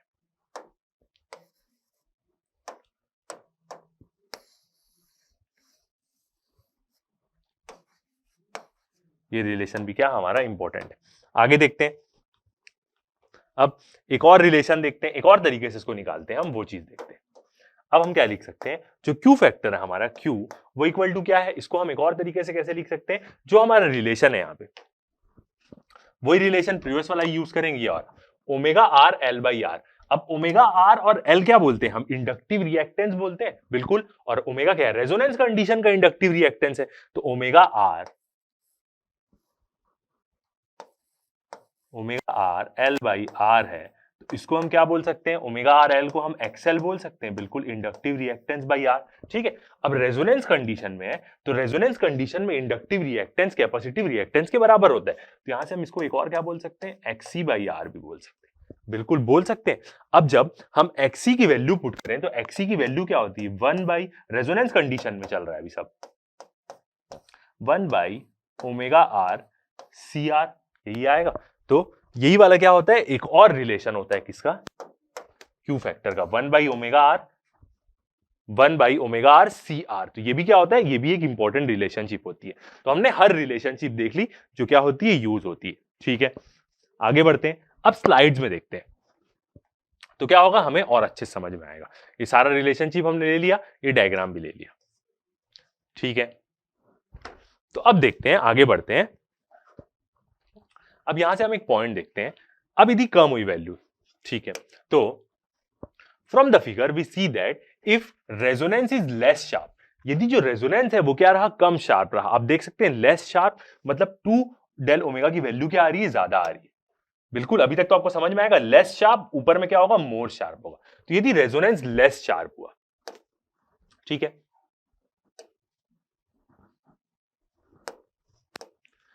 If the resonance is less sharp हुआ, इसका मतलब क्या है, बैंडविड्थ ज्यादा आएगी, या 2 डेल ओमेगा की वैल्यू क्या आएगी, ज्यादा आएगी। लेस शार्प है आप देख रहे हैं, तो 2 डेल ओमेगा की वैल्यू ज्यादा आ रही है, 2 डेल ओमेगा की वैल्यू क्या आएगी, ज्यादा आएगी। Not only the maximum current is less, जो मैक्सिमम करंट होगा वो लेस होगा, आप देख सकते हैं यहां पे आएगा, ज्यादा शार्प रहता तो मैक्सिमम करंट ऊपर आता। तो क्या होगा, जब रेजोनेंस लेस शार्प होगा तो एक तो मैक्सिमम बैंडविड्थ तो ज्यादा होगी ही होगी, मैक्सिमम करंट भी कम होगा, और the circuit is close to resonance for large range of del omega of frequency. मतलब क्या होगा, सर्किट रेजोनेंस के क्लोज होगा और बहुत बड़े रेंज में, बहुत ज्यादा रेंज में, तो सर्किट सिलेक्ट करना उतना आसान नहीं होगा। मतलब ज्यादा रेंज में कोई भी चैनल सिलेक्ट होगा इसका मतलब, ठीक है। तो सर क्या बोल रहा है, the circuit is close to the resonance for large range of del omega. Circuit resonance के क्लोज रहेगा और बहुत बड़ी रेंज में of frequency, and the tuning of the circuit will not be good. जो हमारा सर्किट का ट्यून करने का जगह रहेगा वो ज्यादा अच्छा नहीं रहेगा। यदि प्रॉपर सिलेक्टेड रहा एकदम कम रेंज में तो सट से हमारा सर्किट सिलेक्ट होगा। इतने के बीच में तो हम कहीं भी ट्यून कर सकते हैं उसको, यहाँ पे यहाँ पे यहाँ पे यहाँ पे, यहाँ पे पॉइंट्स कम है तो ज्यादा अच्छे से ट्यून ऊपर होगा, नीचे में क्या होगा, ट्यून ऊपर होगा। तो ये इसीलिए लेस शार्प, यदि रेजोनेंस मतलब शार्पनेस कम है, लेस शार्प द रेजोनेंस, यदि रेजोनेंस हमारा लेस शार्प रहा, देख सकते हैं less sharp, less is the selectivity of the circuit और वाइस वर्सा। तो यदि सर्किट लेस शार्प रहा तो जल्दी सिलेक्ट नहीं होगा कोई भी स्टेशन, और यदि मोर शार्प रहा तो सट सिलेक्ट होगा एकदम सारे अलग अलग चैनल। तो वही क्या है, यहाँ पे हमारा रिलेशन है। अब यदि बैंडविड्थ ज्यादा हुई तो क्यू फैक्टर बहुत कम होगा, सिंपल समझ में आ रहा है। क्यू फैक्टर ज्यादा हुआ तो बैंडविड्थ की वैल्यू कम आएगी, मतलब सर्किट क्या होगा, मोर शार्प होगा, सट सिलेक्ट होगा। तो ये एक स्लाइड, आगे बढ़ते हैं, ठीक है। अब नेक्स्ट एक चीज देखते हैं, ये सारा रिलेशन हमने क्या कर लिया, डिराइव कर लिया कि कैसे आता है। If quality factor is large, मतलब क्यू फैक्टर क्या होगा, ज्यादा होगा, क्यू फैक्टर की वैल्यू क्या होगी, ज्यादा होगी। तो इसका मतलब हम बोल सकते हैं कि आर लो होगा। ये वाला भी हमने रिलेशन निकाला है, ये रिलेशन हमने कहां निकाला है, देखते हैं। ये देखिए, इसी को हमने डिराइव किया है, ओके। तो यदि यहां इस रिलेशन से हम देख सकते हैं, यदि क्वालिटी फैक्टर ज्यादा हुआ तो आर क्या होगा, आर की वैल्यू कम हो जाएगी, ठीक है। तो आर इज लो, रेजिस्टेंस की वैल्यू कम होगी, एंड एल इज लार्ज, जो एल है या हम बोल सकते हैं एल की वैल्यू ज्यादा हो जाएगी। The circuit is more selective, तो सर्किट क्या होगा, ज्यादा सिलेक्ट कर सकते हैं हम अलग अलग चैनल। तो ये भी क्या होगा, इस रिलेशन से एक और चीज होगी, ठीक है। तो पूरा हमने डेरिवेशन देख लिया इसका। अब एकदम सिंपल शब्दों में समझते हैं कि क्या होता है क्वालिटी फैक्टर। हमें पूरी चीज समझ में आ गई है, कैसे रिलेशन आता है, शार्पनेस के बारे में बताता है, सर्किट कितना अच्छे से सिलेक्ट कर सकते हैं हम, ये चीज के बारे में बताता है। तो अब डिफाइन कर सकते हैं, यदि आपको 2-3 नंबर में पूछा तो आप कैसे लिखेंगे क्यू फैक्टर के बारे में, ये चीज देखते हैं। क्वालिटी फैक्टर या क्यू फैक्टर, फर्स्ट देखते हैं, it is the measure of the sharpness of the resonance LCR circuit. ये क्या करता है, मेजर करता है कि सर्किट कितना शार्प है, लेस शार्प है कि मोर शार्प है। कौन से सर्किट को, जब एक सर्किट रेजोनेंस एलसीआर सर्किट होगा तब उसकी शार्पनेस वो मेजर करता है। अब इसको हम एक और तरीके से डिफाइन कर सकते हैं, जैसे हमारा रिलेशन आया है XL by R equal to XC by R, तो वैसे ही हम क्या कर सकते हैं, इसको डिफाइन भी कर सकते हैं। It is define as the ratio of voltage developed across the inductor और कैपेसिटेंस, मतलब इंडक्टर और कैपेसिटेंस के अक्रॉस जो वोल्टेज डेवलप हो रहा है, दोनों में से कोई एक, ठीक है, at resonance to the impressed voltage, impressed voltage मतलब जो हम लगा रहे हैं, which is the applied voltage across the R. तो एक प्रकार का क्या होता है, ये रेशियो होता है कि या तो इंडक्टर बोले या कैपेसिटर के अक्रॉस कितना वोल्टेज डेवलप हो रहा है, और टू किसके डिवाइड में, जो वोल्टेज हम लगा रहे हैं अक्रॉस दी आर, क्योंकि पूरा तो अक्रॉस आर ही जाएगा, रेजोनेंस सर्किट है। तो क्यू फैक्टर इक्वल टू क्या होता है, VL by VC equal to R. दोनों में से कुछ भी ले सकते हैं हम, वीएल और वी आर। और ये वाला जो रिलेशन आएगा 1/√1/r इक्वल टू √L/C, इसी को हमने डिराइव किया कि कैसे आता है। तो अब नॉर्मल पढ़ेंगे तो सिर्फ आपको रिलेशन मिलेगा, बट आता कैसे ये समझ में नहीं आएगा। और एक और क्या हो जाएगा हमारा, ω/R/L, और ये क्या है, इंडक्टर के टर्म में, एक्सएल के टर्म में, और ये क्या है, एक्सी के टर्म में, तो 1/ω/RC। इसको भी हमने डिराइव किया, तो दोनों चीज क्या कर ली, हमने डिराइव कर ली, ठीक है। आगे बढ़ते हैं, और चीज देखते हैं क्यू फैक्टर के बारे में, और भी कुछ चीजों के बारे में बात करते हैं। Q factor is just a number, एक प्रकार का क्या है, ये नंबर है, हैविंग नो डायमेंशन, इसका कोई डायमेंशन नहीं होता। It can also be called voltage multiplication factor, इसको हम एक और नाम से क्या बोलते हैं, वोल्टेज मल्टीप्लीकेशन फैक्टर भी बोलते हैं, of the circuit. Next point देखते हैं, the electronic circuit with high Q values response to very narrow range of frequency. जितने भी इलेक्ट्रॉनिक सर्किट्स होते हैं जिसकी क्यू की वैल्यू बहुत ज्यादा होती है, तो वो सर्किट क्या होते हैं, बहुत कम फ्रीक्वेंसी के बेस पे रिस्पॉन्स करते हैं। मतलब यदि हमें चाहिए कि 4-5 मतलब बहुत सारी चीजें और सबको हम पर्टिकुलर सेट कर देते हैं कि तू इतने फ्रीक्वेंसी में रिस्पॉन्स करेगा, तू इतने में रिस्पॉन्स करेगा, तू इतने में रिस्पॉन्स करेगा, तो यदि ज्यादा वैल्यू रही तो हमें क्यू फैक्टर ज्यादा चाहिए रहेगा ताकि वो नैरो रेंज में सिलेक्ट हो, ओवरलैप ना हो, एक रेंज में दो फ्रीक्वेंसी एक साथ ना आ जाए। तो जो सर्किट की क्यू फैक्टर की वैल्यू ज्यादा होती है वो क्या होता है, एकदम छोटी जगह में, मतलब 10 हर्ट्ज से, एक फॉर एग्जांपल लेते हैं 10 हर्ट्ज से 11 हर्ट्ज के बीच में ही वो क्या हो जाएगा, सिलेक्ट हो जाएगा। ठीक है, to very narrow range of frequency and vice versa. Vice versa का मतलब ये कि यदि क्यू किसी क्यू फैक्टर की वैल्यू क्या हुई, कम हुई, तो वो बहुत बड़ी रेंज में ही वो सर्किट सिलेक्ट हो जाएगा, ज्यादा बड़े रेंज में, तो शार्पनेस कम होगी उसकी। Higher the value of Q, narrow and sharper is the resonance. जितनी ज्यादा क्यू की वैल्यू होगी उतना ही ज्यादा नैरो और शार्प क्या होगा, रेजोनेंस होगा। अब रेजोनेंस एक ही फ्रीक्वेंसी में आ रहा है मगर उसकी पूरी एक रेंज आ जा रही है ना, उसके आसपास हम एक वैल्यू ले रहे हैं और उसके आसपास की वैल्यू में भी करंट तो ज्यादा ही आ रहा है, मैक्सिमम ही आ रहा है। तो जितनी ज्यादा क्यू की वैल्यू रहेगी उतना शार्प रेजोनेंस रहेगा। Q factor can also be defined as the ratio of resonant angular frequency to the bandwidth of the circuit. एक और डेफिनेशन क्या है, इसको हम कैसे डिफाइन कर सकते हैं, ये क्या होता है, रेशियो होता है रेजोनेंस एंगुलर फ्रीक्वेंसी का to the bandwidth of the circuit. इसी को भी हमने क्या लिया अपने डेरिवेशन में, सबसे पहले जो चीज हमने वो की थी वो वही है। देखते हैं कौन सा वाला, यहां पे जो हमने सबसे पहले सिलेक्ट किया था, ये देखिए क्या बोला वो, क्यू फैक्टर क्या है, एक प्रकार का रेशियो है resonance angular frequency of the circuit to the bandwidth. 2 del omega क्या है, बैंडविड्थ ही तो है, तो यही चीज तो हमने लिखी थी यहाँ पे, तो ये भी क्या है, एक डेफिनेशन है। मतलब यहां से भी आप क्यू फैक्टर को निकाल सकते हैं। Bandwidth of the circuit, the sharper and narrow is the, ठीक है। फिर इसके बाद क्या बोल रहा है, फॉर स्मॉलर द बैंडविड्थ, यदि बैंडविड्थ क्या हुई, स्मॉलर हुई, the sharper and narrow is the resonance, इसकी वैल्यू कम हुई तो क्यू फैक्टर ज्यादा हो जाएगा, तो उतना ज्यादा शार्प और उतना ज्यादा रेजोनेंस होगा। क्यू की बैंडविड्थ कम हुई तो मतलब ऊपर जा रहा है वो, जो ऐसा एक कर्व था हमारा, ये वाला कर्व, उसमें वो ऊपर जा रहा है, इसका मतलब तो क्यू फैक्टर की वैल्यू क्या होगी, ज्यादा हो जाएगी। तो अभी तक आपको पूरी चीजें समझ में आ रही होगी एकदम, क्योंकि मैंने हर एक बात को 2-3 बार समझाया। ठीक है, अब देखते हैं सिग्निफिकेंस एक और चीज का, ये भी कुछ पॉइंट्स आता है, ये यूज होता है। क्या क्या सिग्निफिकेंस है, first point, Q factor denotes sharpness of the tuning. कोई भी सर्किट को हम कितना शार्प ट्यून कर सकते हैं यही बताता है वो। ठीक है, high Q factor indicates lower rate of energy loss. अब किसी को डाउट हो सकता है कि क्यू फैक्टर में करंट ज्यादा जा रहा है तो एनर्जी लॉस कम कैसे होगा, क्यों, क्योंकि हमने एक आर वाला रिलेशन देखा है, आर लो हो जाता है वहां पे। तो हायर क्यू फैक्टर इंडिकेट्स क्या होगा कि एनर्जी लॉस कम होगा उसमें, क्योंकि आर कम हो जा रहा है। हमने एक आर का भी रिलेशन देखा है जो इनवर्सली प्रोपोर्शनल है इसके साथ। ठीक है, higher value of Q factor, यदि क्यू फैक्टर की वैल्यू ज्यादा है, indicates sharper peak in the current. और ऑब्वियसली बात है, क्यू फैक्टर जितना ज्यादा होगा तो क्या होगा, वो सर्किट ऊपर जाते जाएगा, और ऊपर जाते जाएगा तो क्या होगा, करंट ज्यादा होगा। जितना वो रेजोनेंस के पास जाते रहेगा तो करंट की वैल्यू तो इस साइड ज्यादा होते जा रही है ना, वही चीज तो है यहाँ पे। फॉर आर इक्वल टू 0, यदि आर 0 हो गया तो क्यू फैक्टर क्या हो जाएगा, इंफिनिटी हो जाएगा, क्योंकि आर इनवर्सली प्रोपोर्शनल है, 1/1 क्या होता है, इंफिनिटी होता है। तो ये सब क्या है हमारे सिग्निफिकेंस। ठीक है, अब क्या है, ये वाला हमारा क्वेश्चन आता है, जो क्योंकि रेजोनेंस सर्किट का ही क्वेश्चन है, ये कौन सा, जो एयरपोर्ट्स पे मेटल डिटेक्टर लगे रहते हैं, जो मेटल सेंस करते हैं, उसी का।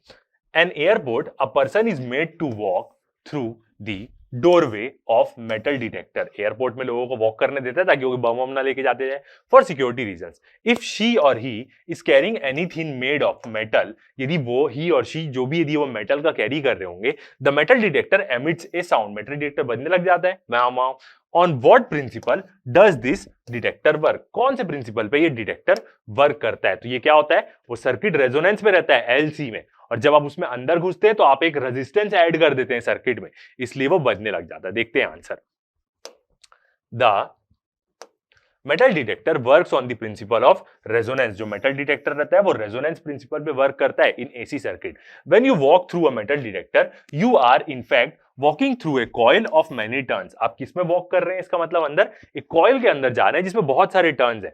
The coil is connected to capacitor tuned so that circuit is in resonance. और कॉइल क्या है, इंडक्टर कैपेसिटर से कनेक्टेड है, ऐसा कि सर्किट रेजोनेंस में रहे।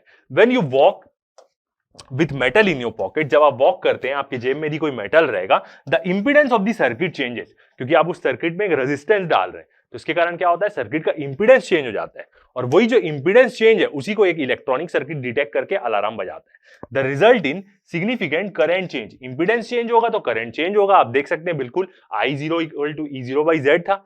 The current changes is detected and alarm goes on. Current जो भी चेंज होता है उसको डिटेक्ट कर लेता है और अलार्म क्या हो जाता है, बजने लग जाता है। जितने भी मेटल डिटेक्टर्स है वो सब क्या है, रेजोनेंस सर्किट पे वर्क करते हैं। ओके, आगे बढ़ते हैं। तो ये इस लेक्चर में इतना ही। नेक्स्ट लेक्चर जो हमारा रहेगा उसमें हम पावर फैक्टर के बारे में देखेंगे, वोल्टलेस करंट और LC ऑसिलेशंस के बारे में देखेंगे। तो अभी तक के लिए इतना ही। Thank you.